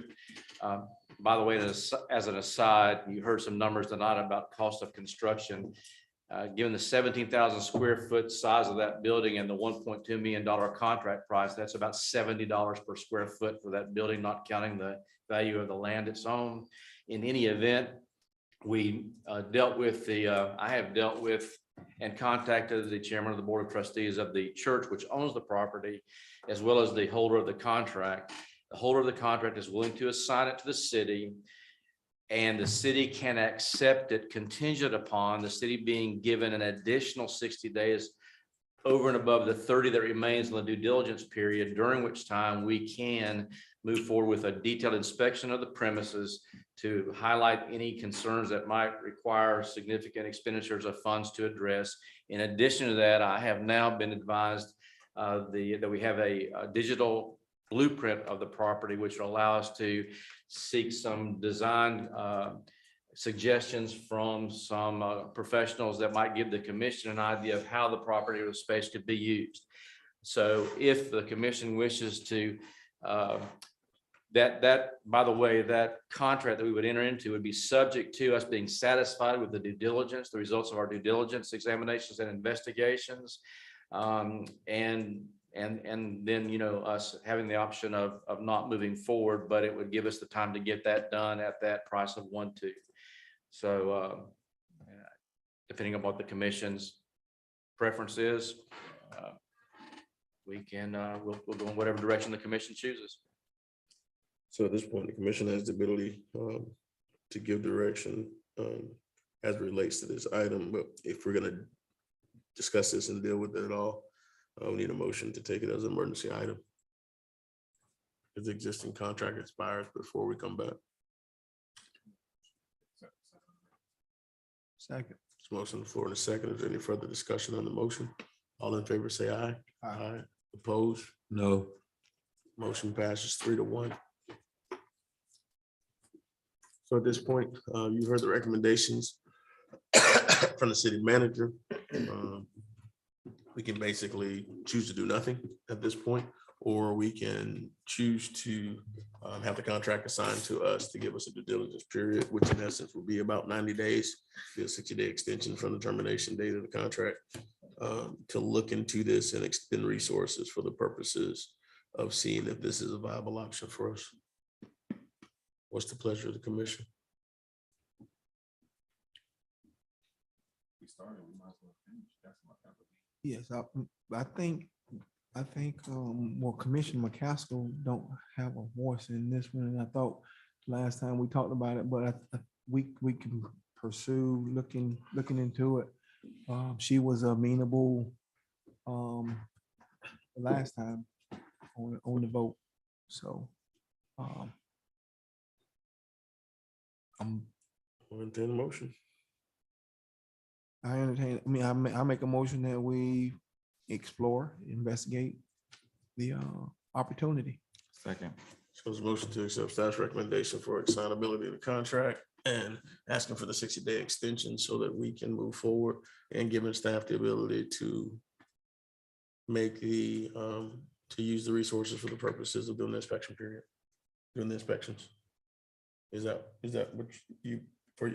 what your motion in essence details? Correct. Okay. There's a motion on the floor. That second. Yes. Motion on the floor, the second, Commissioner Campbell. Any further discussion on the motion? Commissioner Jones?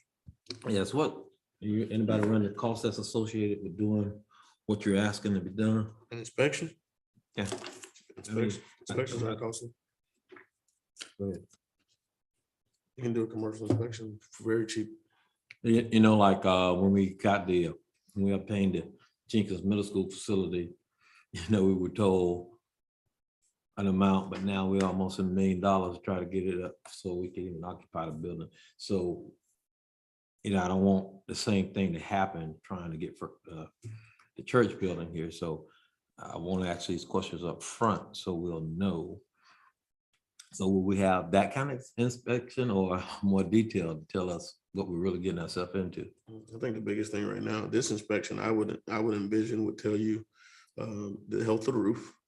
It would tell you what the mechanicals are, if there's a need for replacement, it'll tell you when those replacements will be recommended, things of that nature.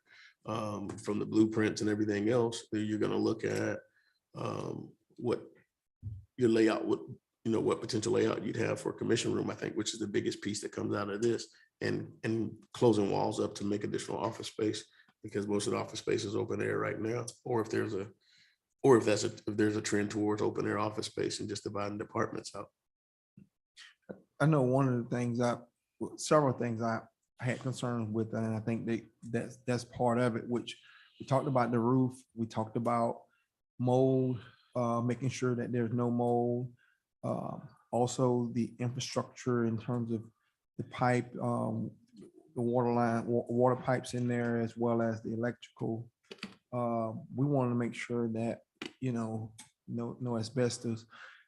Those were my concerns, and kind of contingent upon that. So that's what I'm looking at in terms of a report coming back from that respect. Will there have to be a sprinkler system in that building as well? It's already sprinkled. It's already sprinkled. It's sprinkled, and I think and a lot of the ACs are split systems. There are many splits that aren't old. So there's been, the church actually did a significant amount of upgrades to that building. And so that's what makes it an intriguing piece. It's just a matter of looking at the roof and some of the rest of the pieces that aren't there, mostly the left side of the building.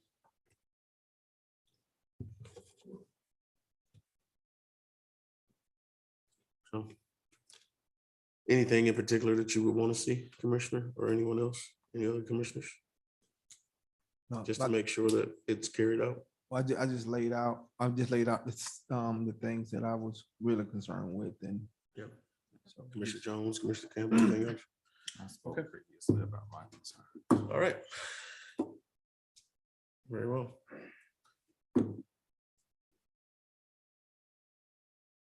All in favor, say aye. I Opposed? Nay. Motion carries 3-1. I have nothing further, Mayor. All right. Mr. McNair, anything else?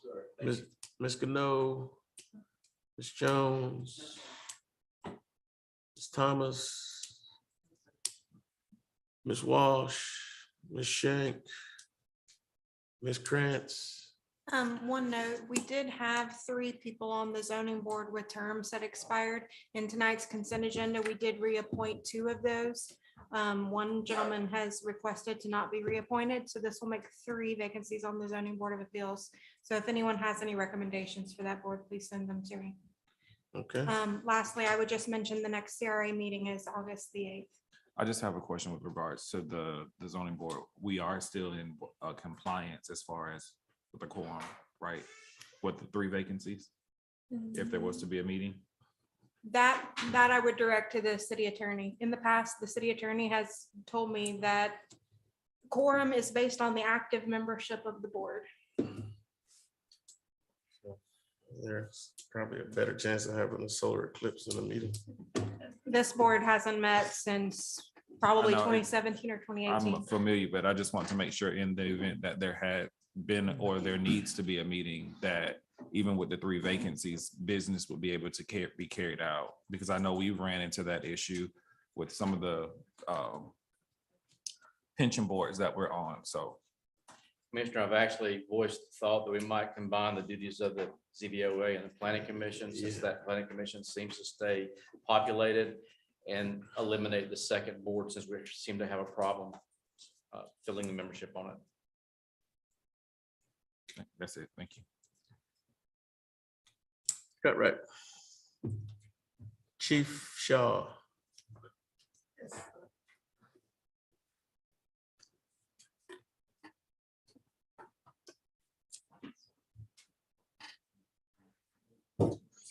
We've had a very active summer, so I want to take some time just to outline and highlight a couple of the events that's gone on this summer.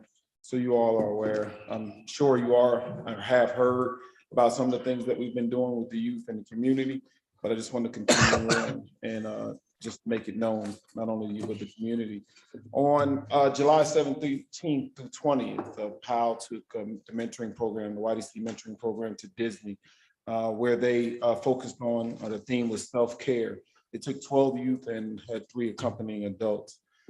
On August 2nd through the 7th, they will be taking 18 youth to the National PAL Teen Summit in Washington, D.C., which is going to be something that's real big. And this is the 2nd year that they've done so.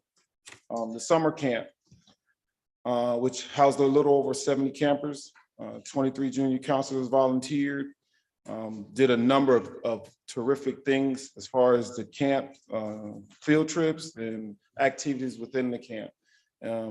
Very beautiful and successful program, and we were very pleased with its outcome for this summer. It ended this past week, and I think Commissioner Campbell can attest to the things that he saw when he witnessed and went by and seen it. A backpack giveaway is going to be on July 30th. It's from 10 a.m. to 2 p.m. It will be at CMBC Family Life Center, and will consist of the backpack and clothing giveaway. It's our annual event, and it's going to be, we're looking for it to be another successful event again. What time? The time frame will be 10 a.m. to 2 p.m. on July 30th. On tomorrow, July 29th, Victory in the Village will take place right on 1400 Madison Street from 4 p.m. to 7 p.m. Will be held in the open field just east of the Palatka Housing Authority in the 1400 block of Madison Street. And the event will consist of entertainment, guest speakers, food, and fun. Social service providers from all throughout Palatka will be in attendance. Just a couple of things that we're doing. Just want to make sure you were aware of it and be able to answer any questions you have. Also in your packets, like I mentioned in the last meeting, I entered the crime statistics. And if you have any questions about that, I'll be glad to answer. Any questions? Chief, this don't have anything to do with your statistics, but earlier, last year you mentioned about the PD and in need of a roof. It's been doing a lot of raining lately. How are you coming with that? Are you guys on How you guys coming with that? I mean, It's leaking. We put in a work order. They've come out and looked at it. It's been tossed back and forth between the air conditioner and the roofing people. And it's in the same condition. It needs repair. is it because you haven't moved forward getting somebody in to do it, or we put it out as RFP? Where are we? We've patched it, and then it's been discussions back and forth, but we've patched it and we've done as much as possible. But in our building, in the age of our building, a patch is only gonna last for so long. We've placed it back on the discussion item of the budget for this year. So hopefully we can move forward to getting it taken care of. Decision item. I'm sorry, The decision item. decision item coming up. What's that cost? You remember, Don? Estimated cost? I'm I sorry. think it was set aside for 100,000, if I'm correct. All right. I just remember that as you were talking. All right, thank you, sir. Thank Chief, how many times you done patched it? I mean, and the average cost of your patches, whatever, yeah. I think the patches for this year, I think was somewhere in the tune of $3,000 something. The patches, to be honest with you, are just some tar and attempting to identify the spots. With our roof, what happens is it finds areas to leak and it just continues to move around the building. And where it might be coming through the ceiling is not exactly where it's leaking up top. So the frequency of your patches, I mean, We at least patch it at least twice a year. We've already patched it once this year and it's leaking quite a bit again. a whole new building, Yeah. patching, so we need to do We something. can take care of different that with that's why I asked the question, because it's an urgent need to be able to not have to keep patching. We're throwing good dollars away, and we just need to go ahead and make a conscious decision that if you're gonna stay in there, let's get it done. Let's get it fixed. We're throwing away good tax dollars. Yeah, we almost had your building one time. Twice. Thank you. We're gonna move that decision unit. Chief Taylor. Got everybody? Ms. Walsh. Ms. you have Walsh? anything more? All right, I already asked you, right?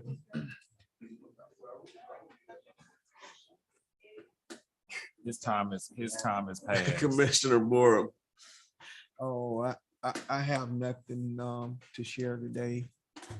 Commissioner Jones. Commissioner Campbell. No, sir. I will say, Mayor's Health Challenge was awesome this year. Kudos to Community Affairs and Reno Fells over at Recreation for a great job. We had over 200 people participate. We had out of town Palatka folks and different people who participated as well. The winner of the Mayor's Health Challenge was Commissioner Campbell on the male side. Ain't nobody told me.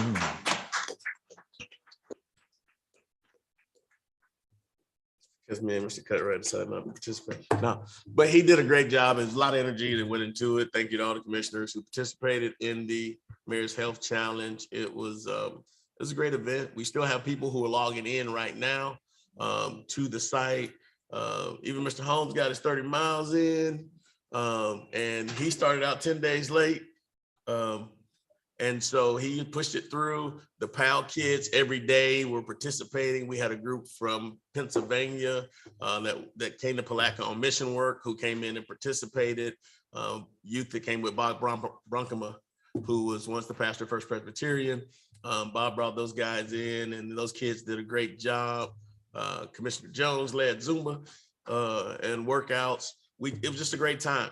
And so what we see is, as we do the health and community challenges and we're looking at the health department's equity processes, well, we had seniors out. We had also kudos to Miss Margaret Ellington, 72 years old, participated in every event, as well as doing several miles on her own, working out and going and playing pickleball and doing other things. She probably put it over 100 miles throughout the 30-day period. And she got a special hero award for her work that she does. She's just an advocate for health and exercise and activities for seniors, and it's a well-deserved exercise. On the women's side, Sharon Williams was the winner with the largest amount of weight. And in our younger category, we also had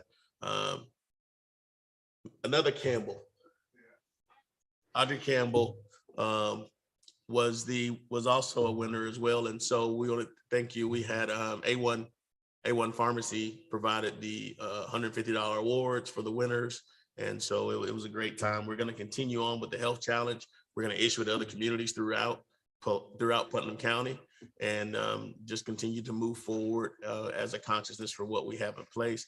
And we had a lot of staff that participated as well. A lot of directors, a lot of staff members came out and worked. And I think it was a good thing for Palatka. Aside from that, we're just continuing to move in this community forward. Great job going on St. John's Avenue in the downtown area as it relates to the construction, making sure that people are informed about what's going on. And we just continually move forward with staffing. We're going to come to you in the future with our prison work crew.